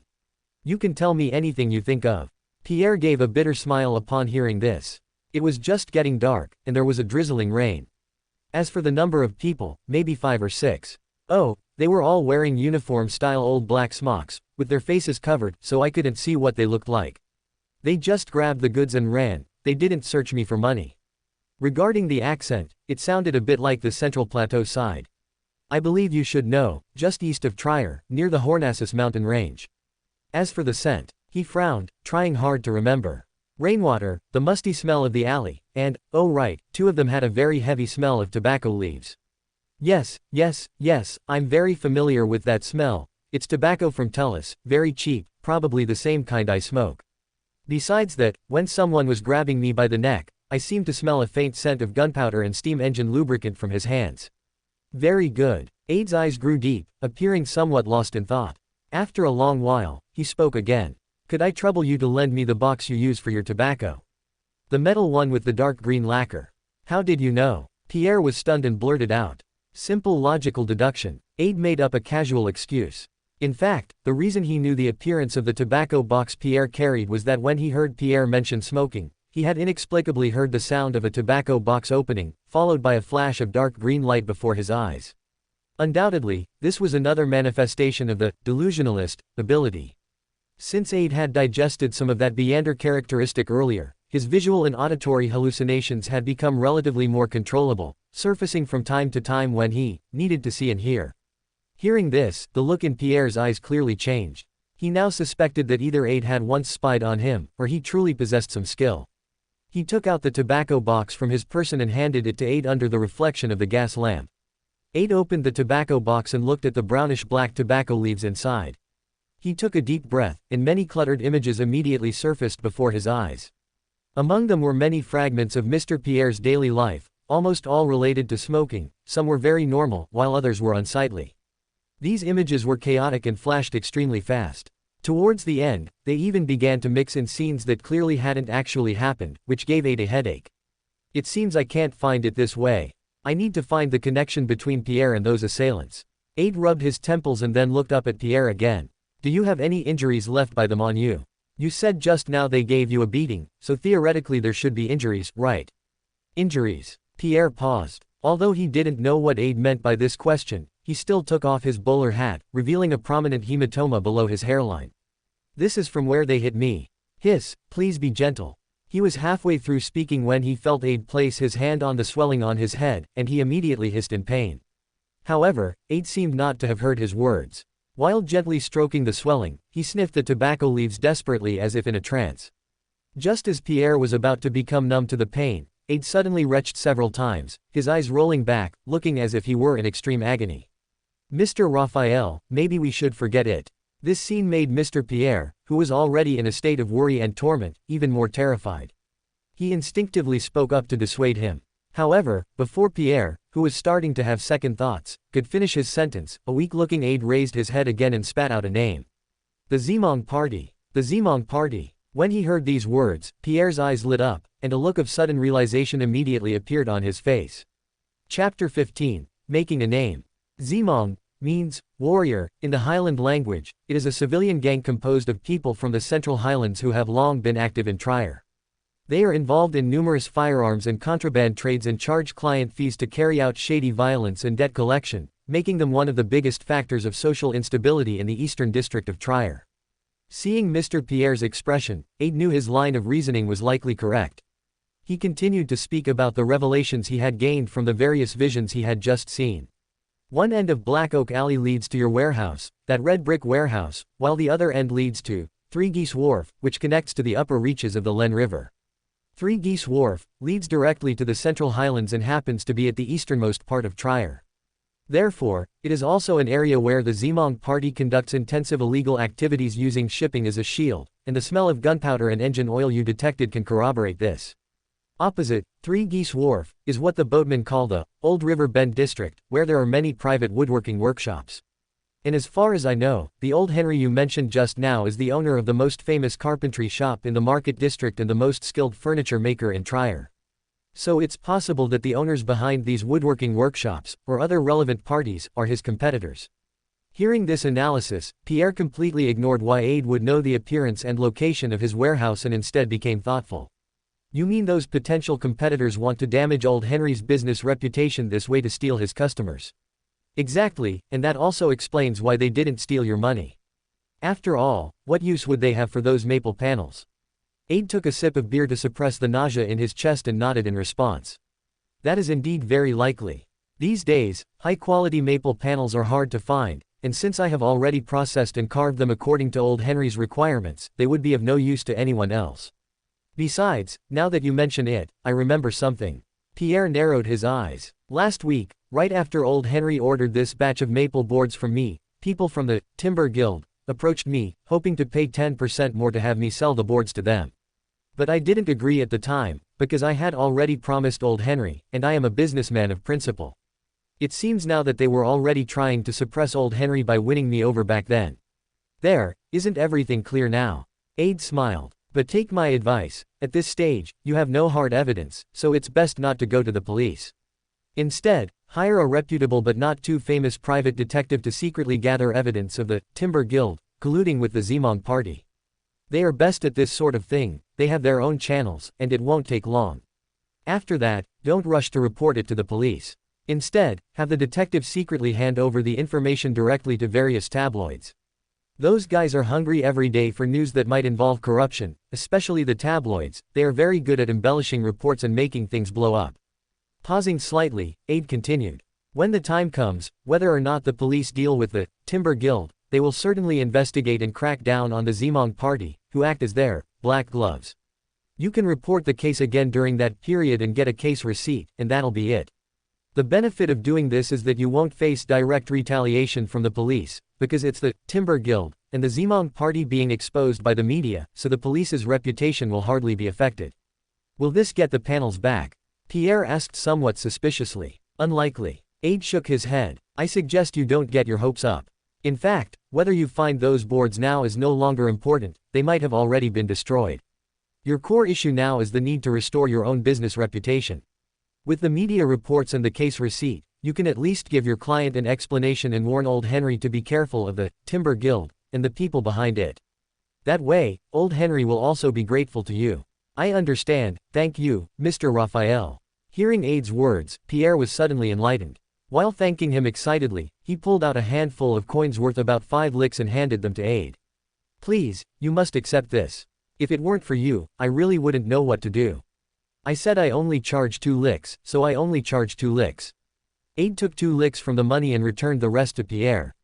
As the future Prime Minister of Intis, upholding my reputation is the most fundamental tenet for me.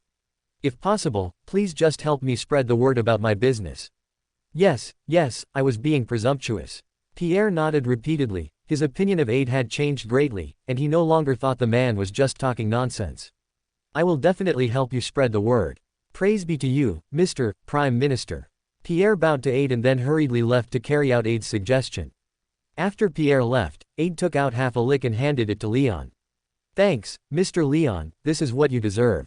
Although Leon was just a bartender, Aid had always shown him a considerable degree of politeness. I should be the one thanking you, Raphael. Oh no, Mr. Prime Minister. Seeing money handed to him, Leon was naturally overjoyed. At this moment, like Pierre before him, he began to use Aid's new nickname. Originally, he had looked down on Aid a bit, thinking he was just a con artist with good gambling luck, but he hadn't expected him to actually solve the first client's request and even share the profits with him. Aid raised his glass to him. Pleasure doing business with you. Pleasure doing business with you. Leon also said. With such a good start, Leon began to work even harder to recommend clients to Aid.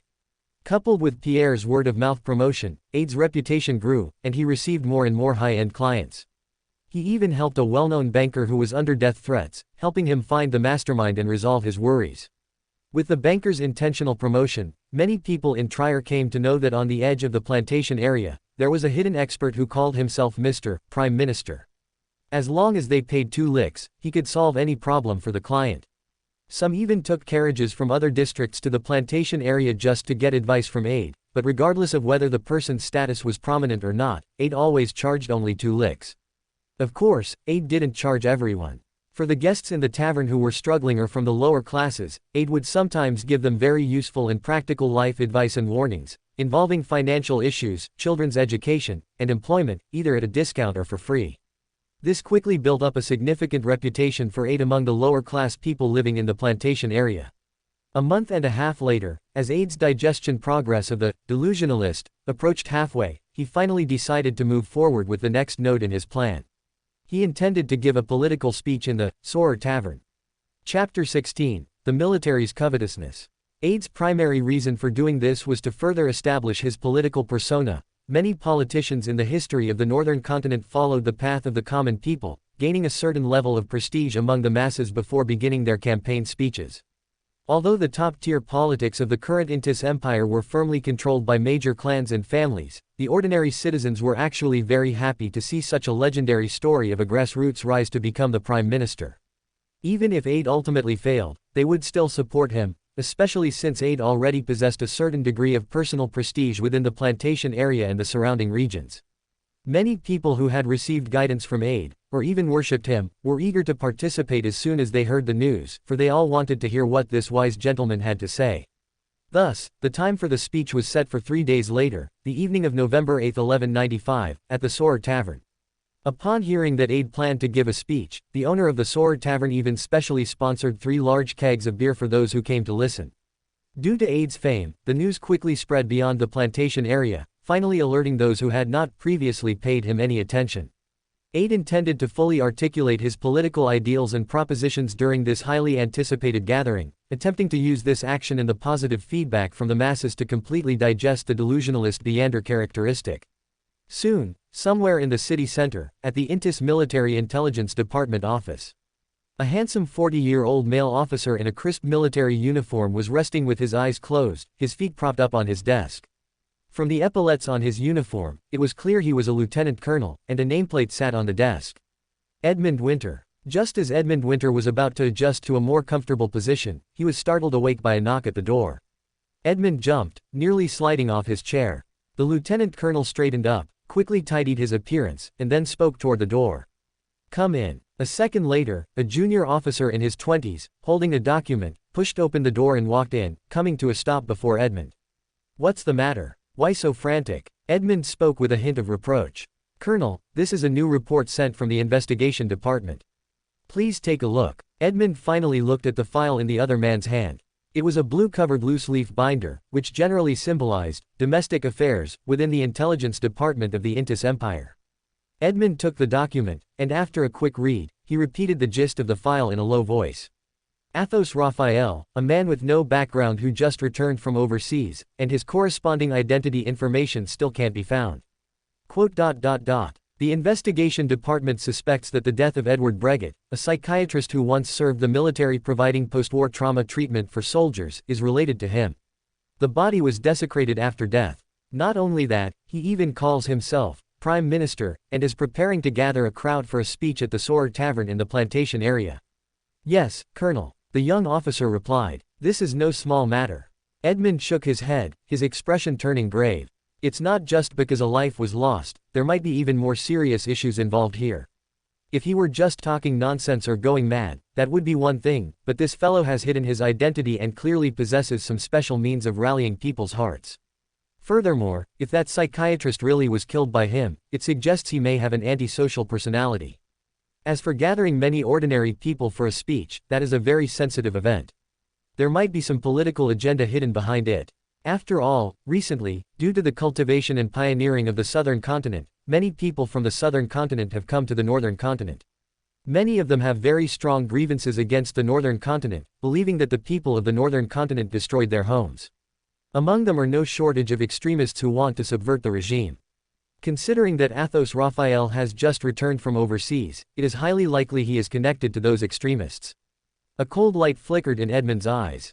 Trust me, historically speaking, gathering crowds for political speeches can very easily turn into riots. There are countless such cases. This is no longer an ordinary speaker, we must strike hard. Having said that, he looked up at the young officer and spoke. You should know what to do. Go and make the arrangements. Yes, Colonel. The young officer took his orders and immediately left Edmund's office to arrange the follow-up work. At this very moment, inside the Soar Tavern, Aide, who was reading the news in the Trier Morning Post about 2 Zeong party strongholds being taken down by the police, was about to order another beer when he saw a hand place 2 copper coins on the bar counter ahead of him. Though that hand looked very powerful, it was also fair and slender. If it hadn't been the size of a man's hand, Aide might have thought it belonged to a lady. He knew who it was immediately, and then he saw the fair-featured Oswald, with his blonde hair and blue eyes, wearing a white shirt, sitting down beside him. Mr. Raphael's drink is on me. Aide's heart stirred. He suddenly realized something and felt a surge of excitement. Wasn't this the contact with a beander he had been waiting for? Thank you, Mr. Oswald. As 2 mugs of draft beer were served, Oswald took a sip and then whispered to Aide. Don't mention it. If I'm not mistaken, you should be a beander, right? A beander. Aide simply repeated Oswald's words, a look of confusion appearing on his face, but he made no other sign. You don't need to be so guarded. Oswald smiled and shook his head. I've been observing you for a while. In fact, you must have also seen that I am a beander, which is why you placed such a heavy bet on me the first day you came, right? Hearing this, Aide still said nothing, merely taking a sip of the beer in his mug. Actually, I'm not entirely contacting you on my own behalf. The Theosophy Order is very interested in you. Hearing this, Aide finally understood. He had previously thought Oswald was a member of the Demonist Sect, but he hadn't expected him to be from the Theosophy Order.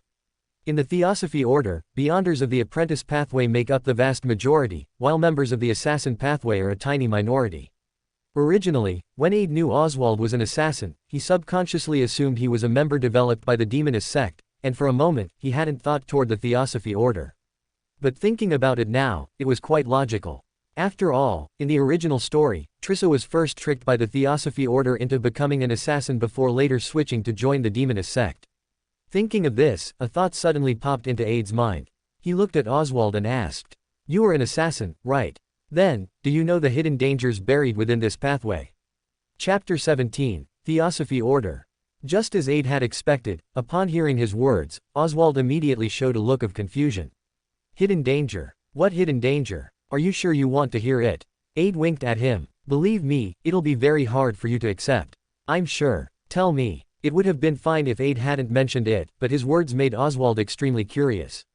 Now, the pugilist was itching with impatience, desperately wanting to know what this hidden danger Aide spoke of actually was. All right, you'd better prepare yourself mentally. You asked for this. Aide took a deep breath and then whispered.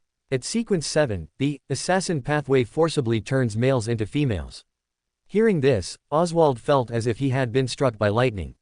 You're joking, right? There was a hint of a sob in his voice. He had never expected the assassin pathway to have such a hidden danger. It's true. Aide nodded at him. You were likely scammed by the Theosophy Order. They didn't tell you the consequences that might come with continuing to advance on this pathway. Quote. At that moment, Oswald suddenly understood why a large amount of his body hair had fallen out after becoming an assassin, and why his skin had become so smooth and fair. Looking at it now, he was completely moving toward becoming a woman. After a long silence, he spoke up with a glimmer of hope. Is there no way to solve it? Aid shook his head. Unless you stay at sequence 8 or sequence 9 forever, or unless you can advance to a high sequence, there is no solution. Damn that Theosophy order. The breaking Oswald cursed under his breath. Those bastards never told me any of this. They must have known, right? Believe me, they do this all the time. Oswald was now filled with regret. He didn't want to stay at a low sequence for the rest of his life, because after becoming a beander, he had learned just how dangerous this world of supernatural powers truly was. Once Pandora's box is opened, it's very hard to close it again. So no matter what, he had to find a way to advance. But the problem was, he didn't want to turn into a woman, and he had absolutely no confidence in becoming a high-sequence beander. In fact, the current Oswald had no idea what a high sequence even represented. He only knew that beanders of sequence 4 and above could be called high sequences, and that was it. After another moment of silence, Oswald forced himself to pull it together and asked. You seem to know a lot about this. Just a bit. Aid shrugged, then asked. By the way, what was the Theosophy Order's purpose in having you contact me? It's like this. Oswald thought for a moment before answering. They believe you were related to the resistance forces of the southern continent, so they want to cooperate with you to create unrest. Resistance forces of the southern continent. Resisting whom? Emperor Russell. Aid was slightly stunned. He finally realized that his previous actions seemed to have been wrongly linked by someone with an agenda. Are you not? Oswald was stunned again because he clearly saw a blankness on Aid's face. No. Aid shook his head. I only did that to, well, master the power of the potion. I had no other plans. That said, if the Theosophy Order wants to use me to create unrest, they must have a deeper purpose. What purpose? Oswald frowned and asked. It seems you really don't know anything. Aid sighed, then added. Promise me, don't just take random potions in the future. So what exactly is their purpose? Killing. A cold light flickered in Aid's eyes. If I'm not mistaken, it should be to cause a large number of casualties among civilians and soldiers. In fact, Aid's deduction aligned perfectly with the core philosophy of the Theosophy Order. They believed that the spirit is the essence of a person, while the physical body is merely a cage that binds the spirit. The reason people commit evil is due to the influence of the physical body. Therefore, one must obtain knowledge through spirituality, allowing the spirit to gradually liberate itself from the flesh. After passing through the layers of tests of the astral world, one would finally escape the material world, return to the purest and truest self, and achieve eternal salvation. This ideology had spawned many extreme members within the Theosophy Order. They aimed to eliminate the physical bodies of others and had been responsible for many bloody cases in the past. They likely guessed that Aid was a member pushed to the forefront by the Southern Continent resistance. Thus, they wanted to use him to trigger unrest and mass death events. This way, the forces associated with Aid could use the incident to stir up trouble within Intis, delaying their progress in colonizing the Southern Continent. After Aid gave a simple explanation of the logistics behind this, Oswald's throat bobbed a few times, and he finally showed a look of lingering fear. What should we do now? He also realized that he had likely been used as a pawn. If Aid really had nothing to do with the Southern Continent, he would probably have become a sacrifice in this incident. Because on the surface, there were many witnesses in the Sword Tavern who had seen Oswald and Aid in contact. Oswald was an orphan. He had originally become a beander just to gain the power to protect himself, but he never expected that a small-time Sequence 9 like him would get caught up in something like this. Don't worry about that for now. Aid shook his head, then asked. Do you know of any underground beander gatherings in Trier? The kind of gathering where beanders can exchange information, trade knowledge, supernatural items, and potion materials. I do. Oswald nodded. There's a gathering I frequently attend. It was introduced to me by another beander friend of mine, and it's located in the Observatory District. Is it related to the Theosophy Order? Aid asked again. As far as I know, it's not. Now, whenever Oswald mentioned the Theosophy Order, he gritted his teeth in hatred.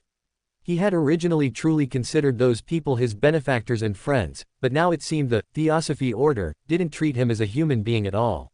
Not only did they deny him the most basic right to know, but they also wanted to use him as cannon fodder. Anyone would feel enraged by this. When is their next gathering? What are the requirements to join? Hearing Oswald's words, Aid's eyes lit up as he spoke. If possible, he wanted to participate in a supernatural gathering as soon as possible and sell off as many of those abomination pathway beander characteristics as he could. This way, his financial situation would be more comfortable, and he wouldn't have to worry about survival in the short term. On the other hand, Aid also wanted to trade for some other supernatural items and sealed artifacts, which would make his methods more diverse and give him stronger combat and comprehensive capabilities. The earliest one is tonight at 7 o'clock. As for the participation requirements, you just need a recommendation from an old member and then pay a 40 Rick entrance fee. Oswald replied. Chapter 18, Beander Gathering. Hearing Oswald's words, Aid spoke tentatively. Then, could you please take me to that gathering? Of course. Oswald nodded without any hesitation. If it weren't for you, I would still be kept in the dark by the Theosophy Order. To be honest, I'm a bit unsure of how to face them now. Aid patted Oswald's shoulder upon hearing this. Look on the bright side. In the world of Beyonders, being deceived is normal. Just be more vigilant in the future. But, if things keep going like this, it seems I can only turn into a woman. Oswald said with a long, miserable face. I really don't want to become a woman. Actually, you still have two hopes. Aid thought for a moment and added. What hopes? Oswald set aside his distressed expression and asked with a face full of anticipation. The first hope is that you can find a way to get help from a high-sequence Beander item of the Bard pathway or a corresponding saint. That way, you can purge the Beander characteristic from your body, giving you the chance to choose a Beander pathway again. Beander characteristic? Oswald was stunned. What is that? Right, a Beander of your level probably isn't clear on the matter of Beander characteristics yet. Aid sighed. Since you've been quite frank and are taking me to the gathering, I can tell you this information in exchange. Simply put, a Beander characteristic can be understood as the original state of the main potion ingredients you previously consumed. It is the source of all your Beander powers. Losing the Beander characteristic will cause you to lose all your Beander abilities and become an ordinary person again. Of course, your body, which has already been modified by the Beander characteristic, won't return to a normal state just because you purged it. But there's a paradox here. The possibility of a low-sequence Beander like you obtaining a high-sequence Beander item or the help of a saint is minuscule. It's only possible once you become at least a mid-sequence Beander. But by that time, the degree to which your body has been modified by the potion will have deepened further, and you will have already become a woman. Oh, I see. Oswald nodded, seemingly understanding yet still a bit confused. Then what is the other hope you mentioned? The other hope is that you continue to promote. At sequence 4, you can switch and become a demigod of the Hunter pathway. That way, you can change back into a male. Aid replied. That sounds very difficult too. Oswald shook his head. At least compared to the first path, the hope of success for this one is slightly greater, and logically speaking, it's more reasonable. Aid consoled him. You must have confidence in yourself and aspire to become a high-sequence Beander. It looks hard when you're at a low sequence, but once you reach sequence 7, you'll feel that sequence 5 isn't impossible. Once you reach sequence 5, you might naturally think, why don't I try to become a demigod? In short, everything follows naturally. You should enjoy the process.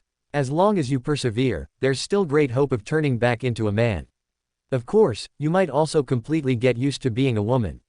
Aid complained inwardly, but since those words were too hurtful, he chose not to say them aloud. Thank you, I feel a bit better now. Oswald let out a long breath. Regardless, it's worth a try. Then he extended his hand toward Aid. Let's reintroduce ourselves. Mr. Raphael, my name is Oswald Sieg. Aid also smiled and reached out to shake his hand. As you know, Athos Raphael. Afterward, the two lightly clinked glasses and each took a sip of wine. Only then did Oswald ask with some concern. Since you have nothing to do with the southern continent, I'll just tell the Theosophy Order the truth. That should be fine, right? There's a problem, and it's not a small one. Aid shook his head. Regardless of whether I'm colluding with the Southern Continent resistance, as long as I refuse to cooperate, the Theosophy Order will have exposed their own intentions through this contact. This is extremely dangerous for them. One slight slip could draw the attention of the official Beyonders, so they might just kill me off directly. Then what should we do? Oswald asked. Let me think. After thinking carefully for a while, Aid said. You can go back first and tell them that I need to consider it, and I'll give them an answer by tomorrow noon at the earliest. Then, in the next few days, try not to mingle with the people from the Theosophy Order. Find excuses to stay away from them, do whatever it takes, just don't stay with them. This way, both you and I will be safe. Understood. Okay. Oswald nodded. Although he hadn't known Aid for long, his impression of Aid was clearly better than that of the Theosophy Order. Let's finish today's gathering first. Seeing Ade's calm and composed demeanor, Oswald could only temporarily set his worries aside. Oswald left first. It was only after Ade got off work that this Prime Minister gentleman left the Soar Tavern. The reason for acting separately from Oswald was mainly to prevent Oswald from accidentally attracting the attention of the official beyonders, informants, and inadvertently involving Ade. Although Ade hadn't received any corresponding revelations from illusions or auditory hallucinations, it was always better to be careful. After leaving the tavern, Ade first bought a leather owl performance mask in the market district, then went home to bring 3 abomination beander characteristics. Only then did he board a public carriage and head toward the observatory district. Ade changed carriages twice in between. When it was almost 8 o'clock, he finally arrived at a quiet residential area. Oswald was already waiting for him in an alley they had agreed upon beforehand. Seeing Ade appear, the fellow breathed a slight sigh of relief. Put this on. Oswald handed Ade a brown cloak. It can help you hide the characteristics of your clothing and your face. It'll be safer this way. Thanks. Ade nodded. He put on the cloak right there and then donned the owl mask. You're quite well prepared. Seeing Ade's mask, Oswald was momentarily stunned before speaking. Better safe than sorry. Ade smiled, then followed Oswald toward a half-man-high stone staircase at the end of the alley. At the top of the stone staircase was a green iron door. Oswald tapped lightly on the door, and before long, a voice sounded from behind it. Who are you looking for? What is it? Chapter 19, Trading Beander Characteristics. Hearing the question from behind the door, Oswald whispered. I'm looking for Mr. Big Fish to get some aquatic products. What kind of aquatic products do you need? 100 pounds of Sonia sea shrimp, 45 pounds of haddock. Oswald replied. Open black lens bracket. Remember this site's domain name, twcon.com, for easy novel reading. Close black lens bracket. Upon hearing these words, the sound of a lock clicking open came from behind the door. Immediately after, the iron door opened, revealing the faint glow of candlelight behind it. Oswald offered his thanks and led Ade inside. Standing behind the door was a tall person also wearing a cloak. Ade couldn't see his face clearly, but could sense that the other party should be a beander. Newcomer. The tall man spoke in a muffled voice, and Oswald nodded. A friend. Ade was well prepared. He took out 40 licks in cash from his person and handed them over. If you please. The tall man nodded, accepted the money, and then said. Go on in. Mr. Big Fish is in the living room. Oswald and Ade both nodded. The two walked toward the living room at the end of the hallway, soon seeing many people dressed in cloaks. These people were seated on chairs or sofas, while at the head of the room, on a leather sofa, sat a man wearing a cloak and a black shark mask. The moment he saw that shark, Ade's mind was once again filled with visual and auditory hallucinations. He saw a ship tossing in a storm, surrounded by the roar of thunder, while the silhouette of a man rose and fell in the sea, fighting a shark covered in black scales, clearly a transcendent creature, that had emerged from the depths at some unknown time. This shark was clearly not weak, but the man seemed to be in a state of extreme rage, his physical strength reaching staggering proportions. Soon, the shark was beaten to death by him and dragged onto the deck. With this, I have the pituitary gland and fins of the black-scaled shark. As the voice faded, Ade's eyes regained their clarity. Only then did he see that many people in the living room had turned their heads in curiosity to look at him while he was dazed. Even the man in the black shark mask was looking at him. This person seems to be the same one from the vision, a beander of the sailor pathway. Ade realized. He quickly walked to Oswald's side and sat down with him, then heard the man in the black shark mask speak in a deep but vigorous voice. It seems a newcomer has arrived, the second one today. You can call me Mr. Big Fish. Here, you need an animal codename that is convenient for everyone to call you. This way, everyone can hide their identity and avoid exposing themselves in reality. Hearing Mr. Big Fish's words, Ade thought for a moment and replied.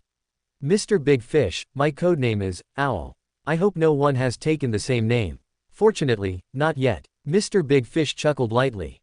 Considering there are new members today, I need to clarify that if a transaction in this gathering requires my authentication, I must charge a 3% authentication fee. Then, today's gathering officially begins.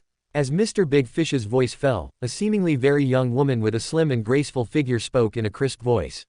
I am looking to buy the brain of a shapeshifter and the tongue of a cannibalistic hound. If anyone has them, please let me know. The brain of a shapeshifter. This name gave Ade a sense of inexplicable familiarity. He spoke up tentatively. How should I address you? You can call me Miss Tanuki. Very well, Miss Tanuki. Ade nodded, then added. If I'm not mistaken, the two items you just mentioned are both main ingredients for a potion, correct? Yes. Miss Tanuki nodded. Allow me to ask, which pathway and which sequence is it? Aide asked curiously. Of course, you don't have to tell me the corresponding potion name. Why are you asking this? Miss Tanuki was somewhat puzzled, seemingly unsure of Aide's intentions. I might have what you need. Aide paused before speaking. Mr. Big Fish, I request a private transmission of information. Miss Tanuki raised her hand and spoke. Granted. Mr. Big Fish nodded. He had his tall subordinate bring paper and a pen to Miss Tanuki, and soon the latter wrote a series of characters on it. This piece of paper was handed to Mr. Big Fish, and after being inspected, it made its way into Aide's hands. Aide picked up the note and looked at it, finding that the words on it were indeed. Prisoner, Pathway, Sequence 8. As expected, shapeshifters are related to the abomination pathway. Aide narrowed his eyes. At this moment, he suddenly realized that the woman sitting opposite him might be a low-sequence member of the Rose School of Thought, though he couldn't be sure if she was a member of the Temperance faction or the Lust faction. Considering the current time and place, there's a higher probability that she belongs to the Temperance faction. Because the nations of the northern continent were currently cracking down hard on the Rose School of Thought from the southern continent, and there were many conflicts between the two sides, the vast majority of those who could live in Trier were the more low-profile members of the Temperance faction. On the other hand, Aide's encounter with Miss Tanuki here was very likely due to the law of beander characteristics convergence. Since Aide possessed the beander characteristic of a criminal in the power of the abyss, as well as the abomination pathway beander characteristic he was carrying, meeting another beander of the prisoner pathway was an inevitability within a coincidence. Aide considered for a moment, then quickly wrote a sentence on the note. I have what you want, but it does not exist in the form of two separate main ingredients. The implication was that he had the lunatic beander characteristic. As a product of convergence, it naturally wouldn't exist in the separated form of one shapeshifter brain and one cannibalistic hound tongue. This sentence was also Aide's way of further testing whether the other party was a member of the Rose School of Thought. Because only members of large beander organizations like the Rose School of Thought would likely know about beander characteristics and the law of beander characteristics convergence at a low sequence, while not absolute, it certainly provided more support for Aide's judgment. Unsurprisingly, when Miss Tanuki saw the note Aide sent back, she was clearly stunned for a moment. After a while, she spoke up and asked, Mr. Owl, I am interested in the item you can provide. May I ask how much money you require, or what item you would like in exchange? I need money. Aide spoke. He understood that the other party had already grasped the hidden meaning in his note, which indicated a high probability that she was indeed a member of the Rose School of Thought. 750 gold Russell, no bargaining. I believe this is a very reasonable price. Aide replied with a smile. Chapter 20, I'm rich now. 750 gold losers were equivalent to a little over 600 gold pounds, which was a very fair price for a sequence 8 potions beander characteristic. Even if Miss Tanuki required authentication later, Aide would still receive 727 gold losers plus 200 licks in cash. Deal. Miss Tanuki nodded slightly. Then, at Aide's request, Mr. Big Fish led him and Miss Tanuki to a separate room. At this stage, Aide did not want to leak knowledge regarding the law of beander characteristics convergence to unrelated beanders, which was why he took this approach. After Aide took out the glass bottle containing the grayish-white light cluster that looked like a miniature brain from his backpack, Mr. Big Fish took it from him. Then, he placed a monocle over his left eye socket.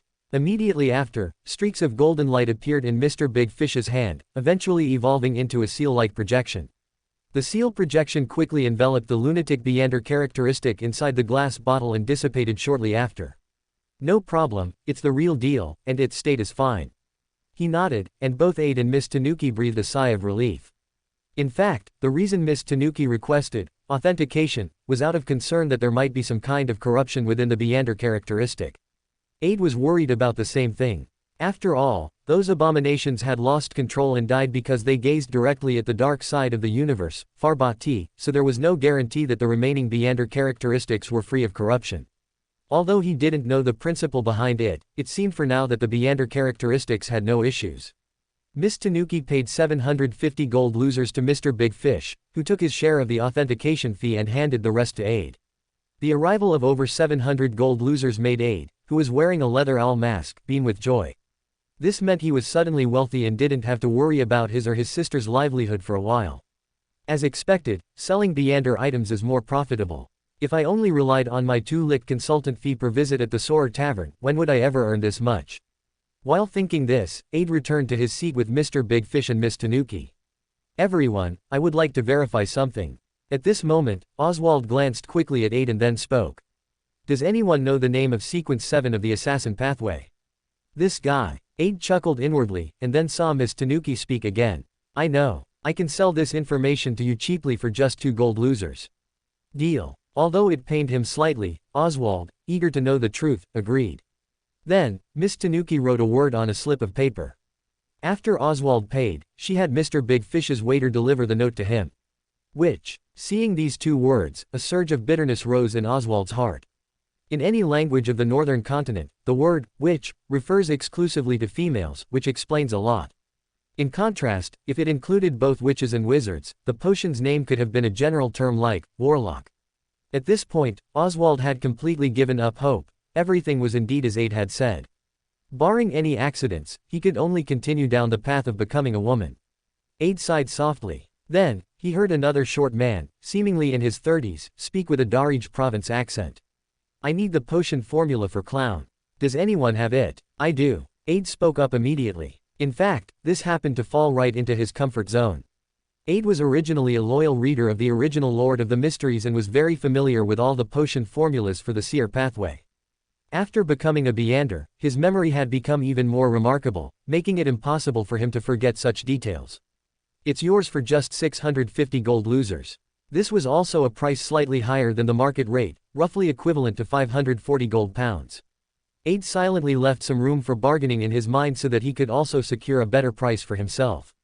A bit cheaper, 550 gold losers.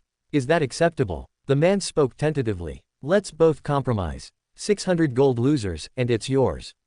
Hearing Aide's words, the man, who seemed very eager to obtain this potion formula, immediately agreed. Deal. Seeing that the transaction was agreed upon, Aide quickly wrote down the formula for the clown potion from memory and handed it to Mr. Big Fish. As before, after Mr. Big Fish verified it was correct, he took a fee of 18 gold losers and handed the remaining 582 gold losers to Aide. Just like that, Aide had over 1,300 gold losers in hand, suddenly transforming into a member of the decent middle class. After waiting a while longer for other members to communicate or reach transaction agreements, he spoke again. I am looking to buy a lightweight bag with expanded storage space, capable of holding at least 1 cubic meter of items. In addition, I need a beander item that can help me escape quickly from certain situations. If anyone has something similar, please let me know. Mr. Owl, I have the bag you need. At this moment, a burly man with the code name Mr. Black Bear spoke up. It was made by an artisan I know. It's very convenient. It's yours for just 300 gold losers. 300 gold losers, that seems reasonable. Aide thought for a moment but still bargained. 10% cheaper, 270 gold losers, and I'll take it. Deal. The other party nodded and then added. However, I don't have it on me. If you don't mind, you can come to Mr. Big Fish's place tomorrow and collect it from his waiter. You can give him the money then. Of course, the authentication fee will be included in the price. That's an option. Aide nodded while considering it. Deal. After this transaction agreement was reached, Mr. Black Bear asked again. By the way, you mentioned earlier that you need a beander item to help you escape quickly from certain situations, right? Actually, I have an item that might meet your requirements, but I need to confirm some details. Could you please tell me what specific scenarios you are referring to when you say you need to escape? Chapter 21 The Hunters Attack. Mainly some enclosed indoor scenes. I need to be able to leave them quickly, get outdoors, or into adjacent buildings. Aide thought for a moment and spoke. Then I happen to have an item here that suits you. Mr. Black Bear nodded. It's called the Apprentice's Hat, and its function is quite simple. It helps you open an illusory door that you can pass through on some solid surfaces that aren't too thick, such as walls and floors. Once you pass through, the door disappears without leaving any trace. In addition, it can help you open all locks that do not contain mystical power, as well as a small portion of locks with beander effects. It's a beander item that fits your requirements perfectly. It does sound like it fits my requirements. Aide's heart stirred. He realized this should be a beander item corresponding to the apprentice beander characteristic. Pausing, he asked again. So, what are the side effects? The side effect is that you cannot use it too many times in a short period, otherwise, part of your body will become ethereal, and it will take at least 3 days to recover. Mr. Black Bear explained. The specific limit on the number of uses is related to your spirituality limit. However, for an average sequence 9 beander with moderate spirituality, this limit is usually 5 times. If it's sequence 8, it can increase to about 12 times. Aid's criminal beander ability provided a decent boost to his spirituality, and delusionalist was particularly prominent in this regard. Therefore, with the coexistence of the two pathways, Aid judged that he should be able to use the apprentice's hat more than 10 times. Good stuff. How much? Aid made up his mind to take it and asked. 600 gold looser, which should be a reasonable price. Mr. Black Bear said. Too expensive. Aid shook his head. Aid 10% discount, 540 gold looser, and I'll take it. Aid said. After all, the side effects of this thing aren't small. If you agree, I have cash here and can pay immediately. In fact, considering the side effects of beander items, this was a relatively reasonable fee. After all, the maximum number of uses for the apprentice's hat would change with the user's spirituality limit. If Aid were a beander of the hunter pathway, he estimated he could use it 3 times at most before it became unusable. Of course, Aid wouldn't expose his pathway and sequence in front of Mr. Black Bear and the others, this was just an excuse for bargaining. Fine, deal. Mr. Black Bear hesitated for a moment before speaking. Thank you. Aid nodded slightly, and after Mr. Big Fish completed the authentication, he finished the transaction with Mr. Black Bear. It was a very ordinary, easily foldable deerstalker hat. The method of use was also simple, put it on your head and then input spirituality. This way, including the expenditure for the folding satchel tomorrow, the money in Aid's hand returned to 490 gold looser. This made him feel a bit of a pinch, but fortunately, the remaining money was enough for him to spend for a while.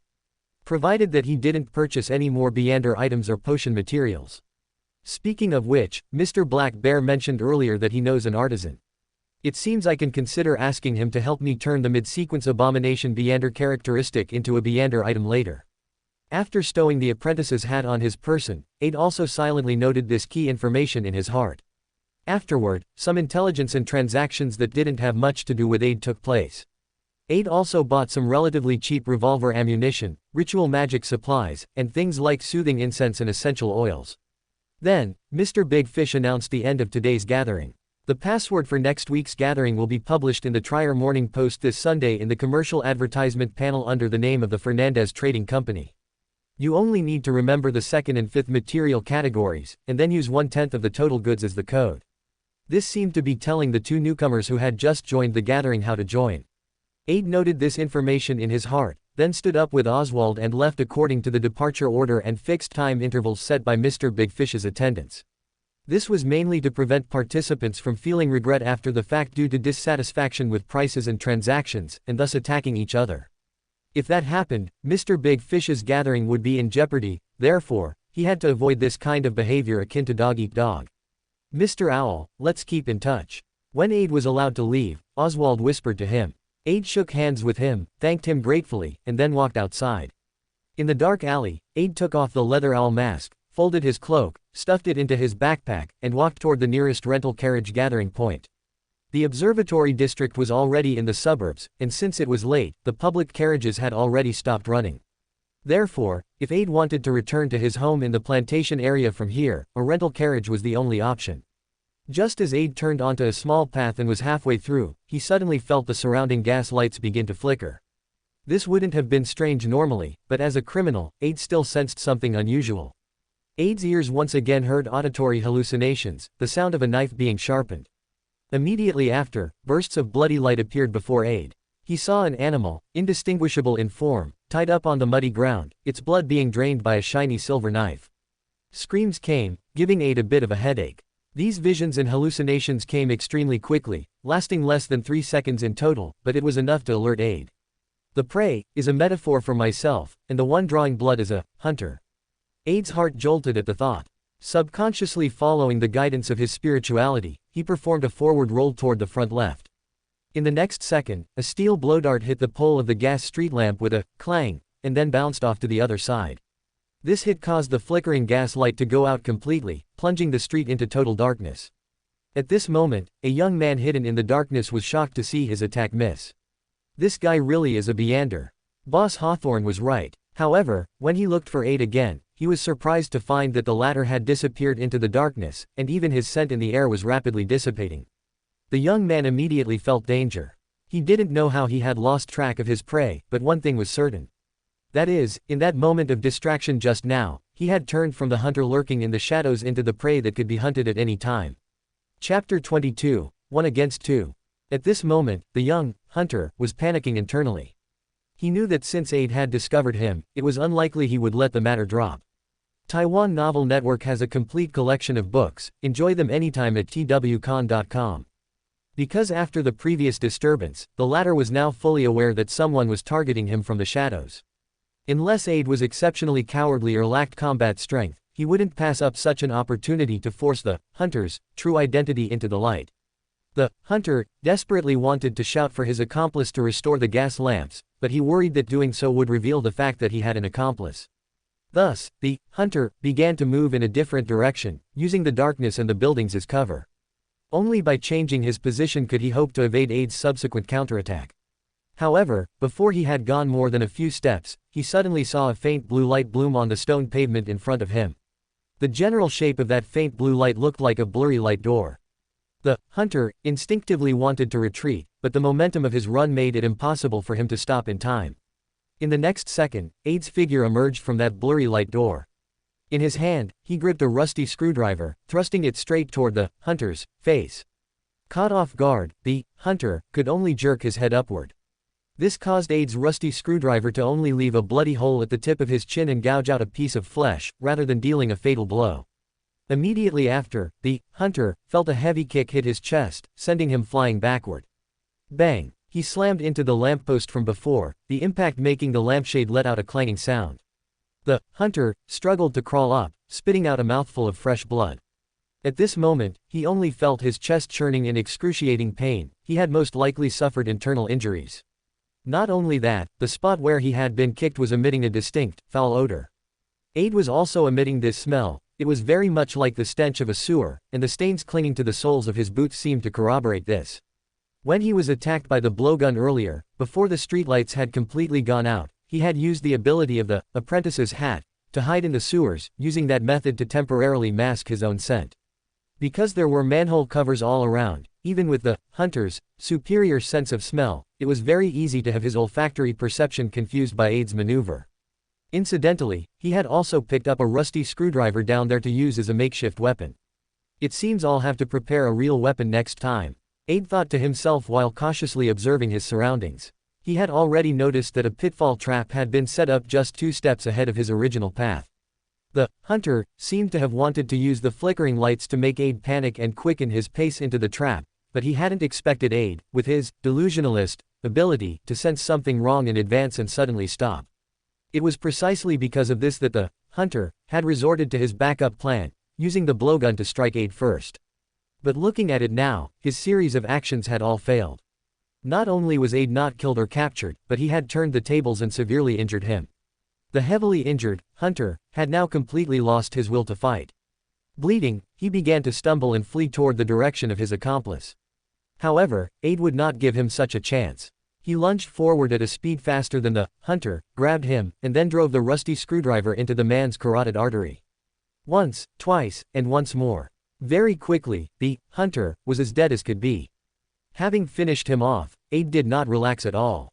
Instead, he bit his fingertip open and began letting his blood drip onto the ground in a specific, rhythmic pattern.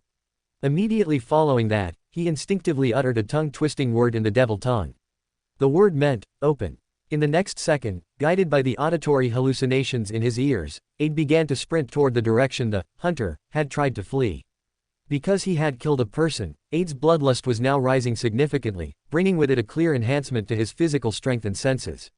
However, compared to the previous time on the White Oak, Aid did not lose his sense of self and was still able to remain conscious and calm.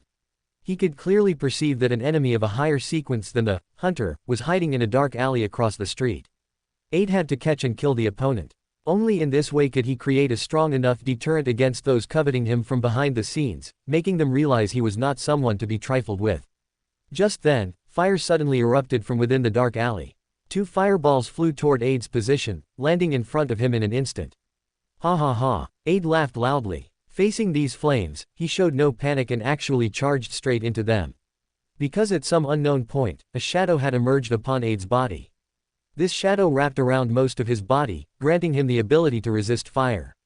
Boom! The fireballs exploded with a deafening roar, shattering the glass of the shops on the adjacent street. In the next second, Aid's figure leapt out from the firelight. At the same time, another phantom appeared beside him. That phantom looked nearly 3 meters tall with goat horns. On its back was a pair of slightly spread bat-like wings, and its body was covered in intricate, sinister patterns. It looked like a devil from hell. At this moment, the person hiding in the shadows who had ambushed Aid finally showed a look of fear. He knew he had kicked a steel plate.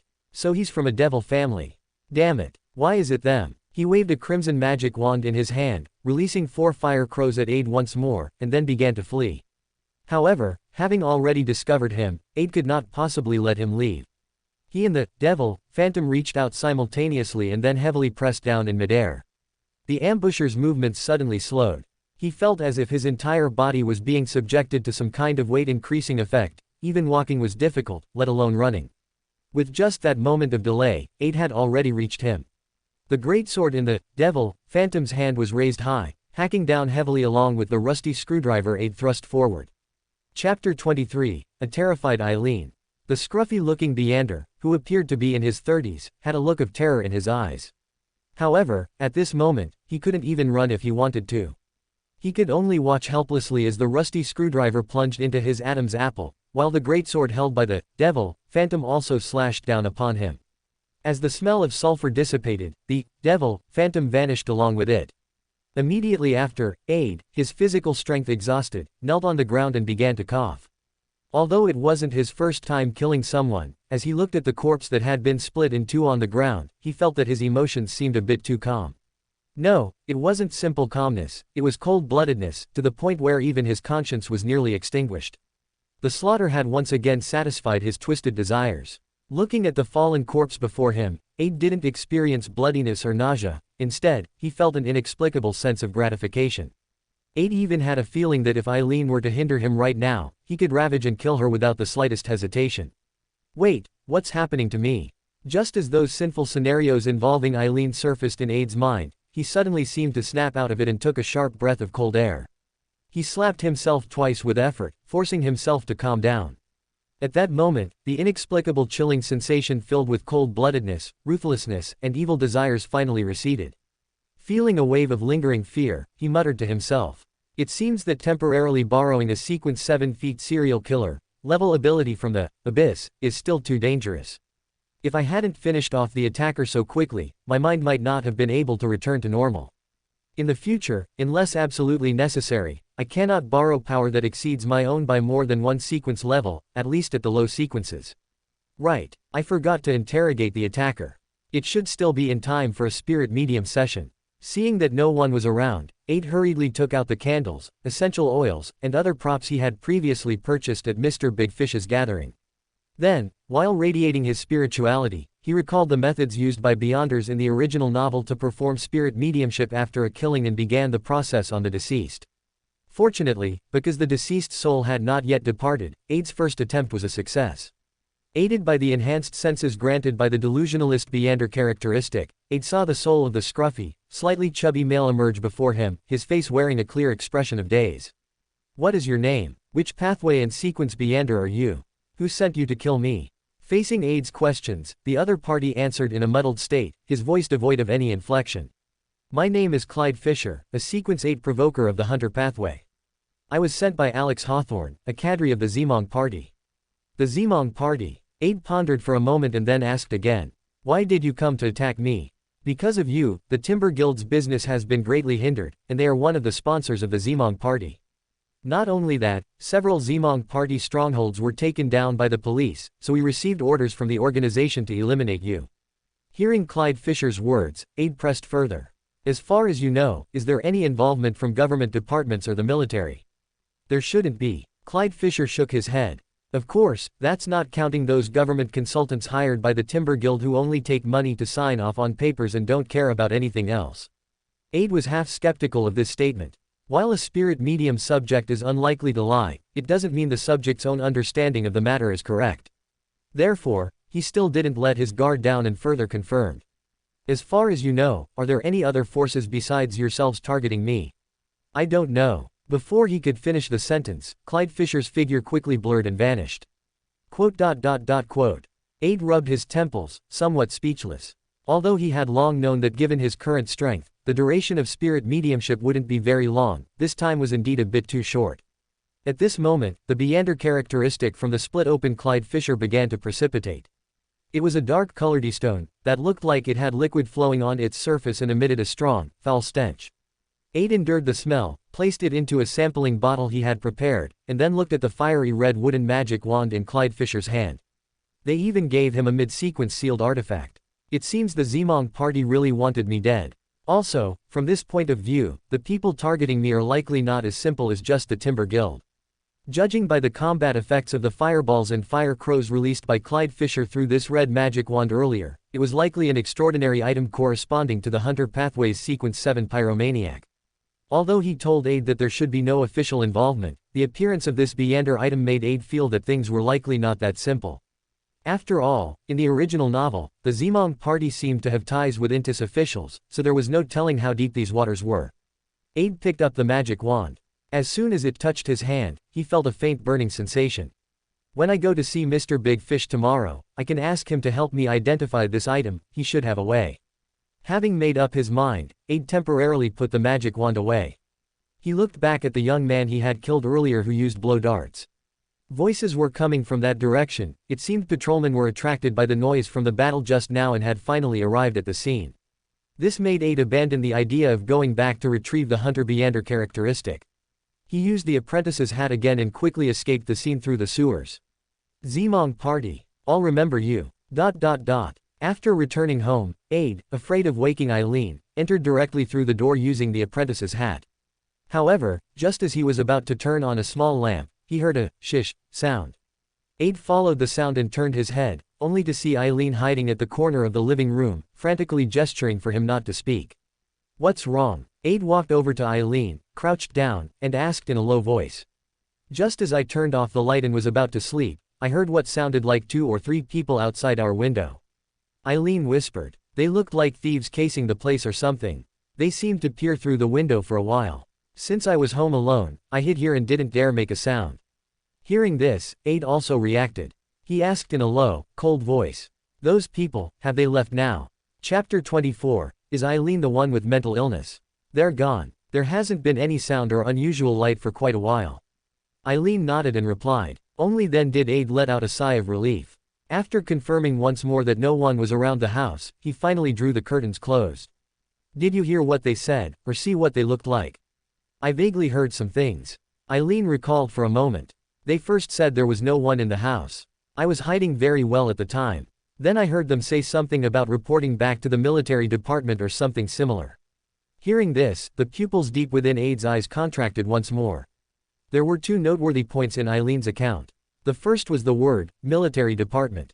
This word indicated that, as he had previously suspected, the military intelligence department of Intis had likely already set their sights on him, believing like the Theosophy order that he had connections with the resistance organizations of the southern continent. Combined with the fact that someone from the Zeong party had targeted him tonight, it was hard to say there was no connection. After all, for an intelligence department, it wasn't impossible to try and solve problems using a combination of black and white methods. This also proved that what the provoker Fisher said, that there was no official involvement in the whole affair, was likely just his personal misunderstanding. The second point was that those soldiers said there was no one in the house. Even though Eileen was hiding very well, considering the military would have definitely dispatched beanders or those possessing sealed artifacts capable of detecting information, a normal girl like Eileen shouldn't have been able to evade their inspection. Could it be that Eileen has also been affected by the high-sequence beander powers on me? Or perhaps, Aid raised his head somewhat bewilderedly, looking into the dimly lit room. This room bore many traces of Eileen's life, such as the flowers she had arranged in the vase, and those freshly laundered clothes, neatly folded. Even the teacups on the table numbered 2, they were newly bought by Eileen, one red and one blue, corresponding to herself and Aid respectively. Thinking of this, Aid opened his mouth and asked, do you usually feel that you possess any beander powers? Beander powers? Eileen frowned. Does hearing many men and women, people of various ages, speaking in my mind every time I fall asleep and just after waking up count? Many people speaking in your mind. Aid was taken aback. This sounded very much like the ability of a delusionalist. What did they say? I can't remember most of it clearly. Oh, right, it seems many people call me Mother. Eileen hesitated for a moment before speaking. And then, Aid's mood sank as he pressed further. There are also some other fragmented voices that are particularly distinct, like, the god is angry, so cold, there's a fish eating me, and things like that. Eileen spoke while recalling. Oh, and there's one that's quite frightening. What is it? I can't feel my heartbeat anymore. Quote. Although Eileen's tone of narration was relatively calm, it sent shivers down Aid's spine. Previously, Eileen had always believed Aid was ill and urged him to see a doctor, but now it seemed Eileen might be the one more seriously afflicted. Was it the psychological trauma from their previous experiences on the southern continent and at sea that affected Eileen, or had the power of the ultimate primal god or the contamination from the mother tree of desire on him indirectly influenced her as well? Although the influence of the mother tree of desire on Aid so far didn't seem strong, the latter possibility couldn't be ruled out. He hesitated for a moment before asking again. Apart from these auditory hallucinations, do you have any other sensations? No. Eileen shook her head, her expression innocent and guileless. It seems the problem isn't too severe for now. Let's observe a bit more before deciding. Aid sighed. He quickly thought through the current situation, then securely locked the doors and windows. Let's sleep for now. I'll figure out the rest. Hearing Aid's words, Eileen could only nod. Okay, brother. After a restless night of tossing and turning, sleeping and waking, Aid took Eileen out early the next morning, heading towards the observatory district. While she was reading in a bookstore with a fair number of customers, Aid went to Mr. Big Fish's residence and found his tall, cloak-wearing attendant. From the other party, he obtained the convenient folding travel bag promised by Mr. Black Bear, paid the agreed sum, and then said to him, "Excuse me, is Mr. Big Fish in? I need him to help me appraise an item. I wonder if it's convenient for him. For sealed artifacts not exceeding sequence 6, the appraisal fee is 20 gold lucer per item." The tall man spoke in a muffled voice. That's acceptable. Aid relaxed a little and nodded. This appraisal was of great significance to him. If it was confirmed that the beander item could be used, he would have an extra trump card in his hand. After confirming Aid's willingness to pay, the tall attendant led him into the living room again, where he met Mr. Big Fish. "Good morning, Mr. Big Fish." After greeting the other party, Aid took out the fiery red magic wand. "Please help me appraise this item's abilities, side effects, and sealing conditions. This is the appraisal fee, 20 gold lucer." Aid handed the banknotes over to Mr. Big Fish as well. The latter gave a slight nod, then took out a barrel-shaped magnifying glass about the thickness of a finger from his person. He twisted the magnifying glass, opened the light shield on it, and began observing the fiery red wand. After about a minute, he put the magnifying glass away and began his introduction. This item is called Self-Immolator's Wand. Its ability is to release fire. To use it, one only needs to inject a small amount of spirituality and then visualize the type of spell to be released in one's mind. The types of spells it can release include fireballs, fire ravens, and walls of fire. These flames can be set to delay their explosion as long as the holder maintains their spirituality. The more spirituality injected, the longer the delay. In addition, it can also cause a layer of flame to burn on the user's body surface, providing a certain degree of defense against freezing effects, poison gas damage, and other attacks. Alternatively, it can gradually infuse flames into an opponent's body through direct contact and detonate them at an opportune time. Pausing briefly, Mr. Big Fish continued. The side effect of this item is that once the first flame is released, it will randomly ignite the holder's body or clothing at intervals ranging from 1 minute to 5 minutes. This backlash damage cannot be blocked by the surface flames created by Self-Immolator's Wand. The longer the interval between two ignitions, the greater the damage inflicted, until it loses contact with the user for over an hour, at which point it will become dormant again. To mitigate the effects, the user must drink over 1 liter of water before using it and must not urinate during the process. This can significantly reduce the fire damage. However, the side effect of longer intervals leading to greater fire damage still applies. Hearing this appraisal, Aid pondered in his mind. He thought this sealed artifact was indeed powerful, but its side effects were also considerable. Random ignition every 1 to 5 minutes sounded like a hazard that could be circumvented by using it for no more than a minute at a time, exploiting a loophole. However, once used in a relatively high-intensity combat situation, Aid wouldn't be able to control his usage time, potentially triggering unpredictable damage. But Aid wasn't overly anxious. For no other reason than because his own special physical recovery ability as a delusionalist granted him a strong resistance to burns. Even if a relatively severe flame backlash occurred, he could temporarily borrow power from the abyss to greatly reduce the fire damage. In other words, Aid's own abilities and this item could complement each other, minimizing the harm. The only thing to note was that Aid could not borrow power from the Abyss at the highest Sequence 7 level for more than 6 minutes. This was also the approximate time limit he had deduced from his previous battle with the Zeong party thugs. Thank you, Mr. Big Fish. After expressing his gratitude, Aid asked further. I would also like to purchase some information from you. Are you aware of the whereabouts of the Blood Sanctify sect in Trier? Chapter 25, The Blood Sanctify Sect. Hearing this question, Mr. Big Fish narrowed his eyes slightly. May I ask what business you have with the Blood Sanctify Sect? Mr. Big Fish indeed had his own intelligence channels, but that didn't mean he could casually sell any piece of information. Because the Blood Sanctify Sect was a bloody, heretical organization officially banned and targeted by the authorities, he was worried that selling such information could bring trouble upon himself. If Ed was an informant for official Beyonders, and the Blood Sanctify Sect was raided because of the intelligence sold by Mr. Big Fish, then the latter would surely face retaliation. If Ed wanted revenge on the Blood Sanctify Sect, or wanted to join it, this would also bring varying degrees of trouble to Mr. Big Fish later on. So he had to clarify Ed's purpose. Only after confirming it was safe could he consider selling this information to Ed. Seeing Mr. Big Fish's vigilant demeanor, Ed realized what the other was worried about. In fact, he hadn't originally planned to make contact with those dangerous demons of the Blood Sanctify sect so early. But now, with a slightly excessive number of forces eyeing him, the situation was very tricky. So Ed also had to change his approach and seek support by leveraging the temporary status of Lord of the Abyss. The prerequisite was that he could find the true person in charge of the Blood Sanctify sect in Trier, not some low-level lackey who knew nothing. Facing Mr. Big Fish's concerns, Ed quickly pondered, then answered with a frank expression. I know the leader of the Blood Sanctify sect, and our relationship is passable. I want to obtain some conveniences from the Blood Sanctify sect in his name. The leader of the Blood Sanctify sect. Mr. Big Fish looked at Ed with even more suspicion. For a moment, he couldn't quite gauge the weight of this matter. Although he didn't know everything about the Blood Sanctify sect, he did know it was a loosely organized, heretical cult worshipping the Abyss and the dark side of the universe without a strict sense of a single leader.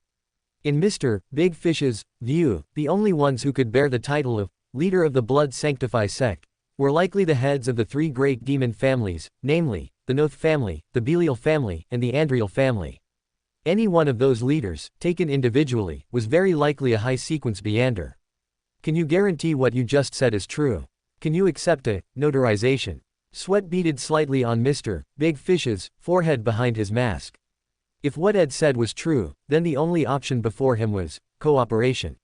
Because the members of the Blood Sanctify sect were people who held grudges over the smallest slights. If Ed's matters were hindered because of him, Mr. Big Fish could very well bring disaster upon himself later. But if this matter was handled well, it might even bring some benefits to Mr. Big Fish. Of course, there would also be risks, but risk and reward always coexist. Of course I can. Ed nodded. I know you possess a sealed artifact corresponding to the sequence 6 feet notary, Beander characteristic of the Bard pathway. You can use that item to notarize what I just said. This statement carried 3 layers of meaning. The first layer was that Ed showed his words could withstand scrutiny. After all, he hadn't lied at all. However, different from what Mr. Big Fish imagined, the Blood Sanctify sect leader Ed said he knew wasn't the leader of one of the 3 great demon families, but rather the deity they worshipped, the dark side of the universe, Farbati. Considering Farbati said Ed was his descendant, and Ed helped Farbati be reborn, making him, in a sense, his father, this relationship could indeed be considered passable. As for the second layer of meaning, he was trying to tell the other party that although he was a low-sequence Beander, he possessed knowledge of mid-sequence Beander pathways, which also attested to his extremely unusual background. The third layer of meaning was even more subtle, that mid-sequence sealed artifacts of the Bard pathway were most likely leaked from the Church of the Eternal Blazing Sun. And Mr. Big Fish, as a Beander of the Sailor pathway, most likely didn't obtain this item through official channels. If that were truly the case, Ed's statement was creating invisible pressure on Mr. Big Fish. Sure enough, hearing Ed's words, Mr. Big Fish fell silent once more. After a long deliberation of pros and cons, he finally spoke. I can give you this information, and I won't charge you any fee for it. But you need to sign a supernatural Contract, with me, guaranteeing that you will not, under any circumstances, tell others that the information about the Blood Sanctify sect was obtained from me. Is that acceptable? No problem. Ed breathed a sigh of relief. He understood that once he signed this contract, even if he were killed or subjected to spiritual communication, he would be unable to reveal any information about Mr. Big Fish. This was a precautionary measure the latter took for self-preservation. As for the reason he provided this information to Ed free of charge, it was because he wanted to curry favor with the latter. After all, if the other party truly had connections with the upper echelons of the Blood Sanctify sect, there was no point in creating obstacles for him. This way, he might gain another connection in the future, someone who could secretly help him solve some tricky problems in emergencies. Afterwards, Mr. Big Fish quickly drafted a confidentiality contract. After letting Ed read it and confirming there were no issues, he took out that monocle again and placed it over his left eye. Soon, a dazzling light resembling sunlight enveloped the contract, dissipating moments later. Both parties signed their names on the contract and then pressed their fingerprints. This way, even if both sides used pseudonyms, the contract possessed binding power on a mystical level. Feeling the faint, almost imperceptible connection established with Mr. Big Fish through the contract, Ed gave a slight nod to Mr. Big Fish. Now, could you please tell me? Go to the Flamingo Ballroom in the Red Princess District and look for Old Sherman. He is one of the Blood Sanctify sect's contacts. Thank you. After expressing his thanks, Ed left his living room and mansion under Mr. Big Fish's watchful gaze. After finding Eileen, the two went to the Red Princess District. Considering the Red Princess District was a vice district under gang control, with very poor public security and frequent occurrences of human trafficking and organ trading, Ed once again found a large shopping mall on the outskirts with relatively good surrounding security and had Eileen wait in a cafe inside. Because of the military reconnaissance at his home the previous night, Ed now completely dared not leave Eileen alone at home as he had before. Although nothing was likely to happen in broad daylight, when it came to issues concerning his sister's safety, Ed still didn't dare to be careless.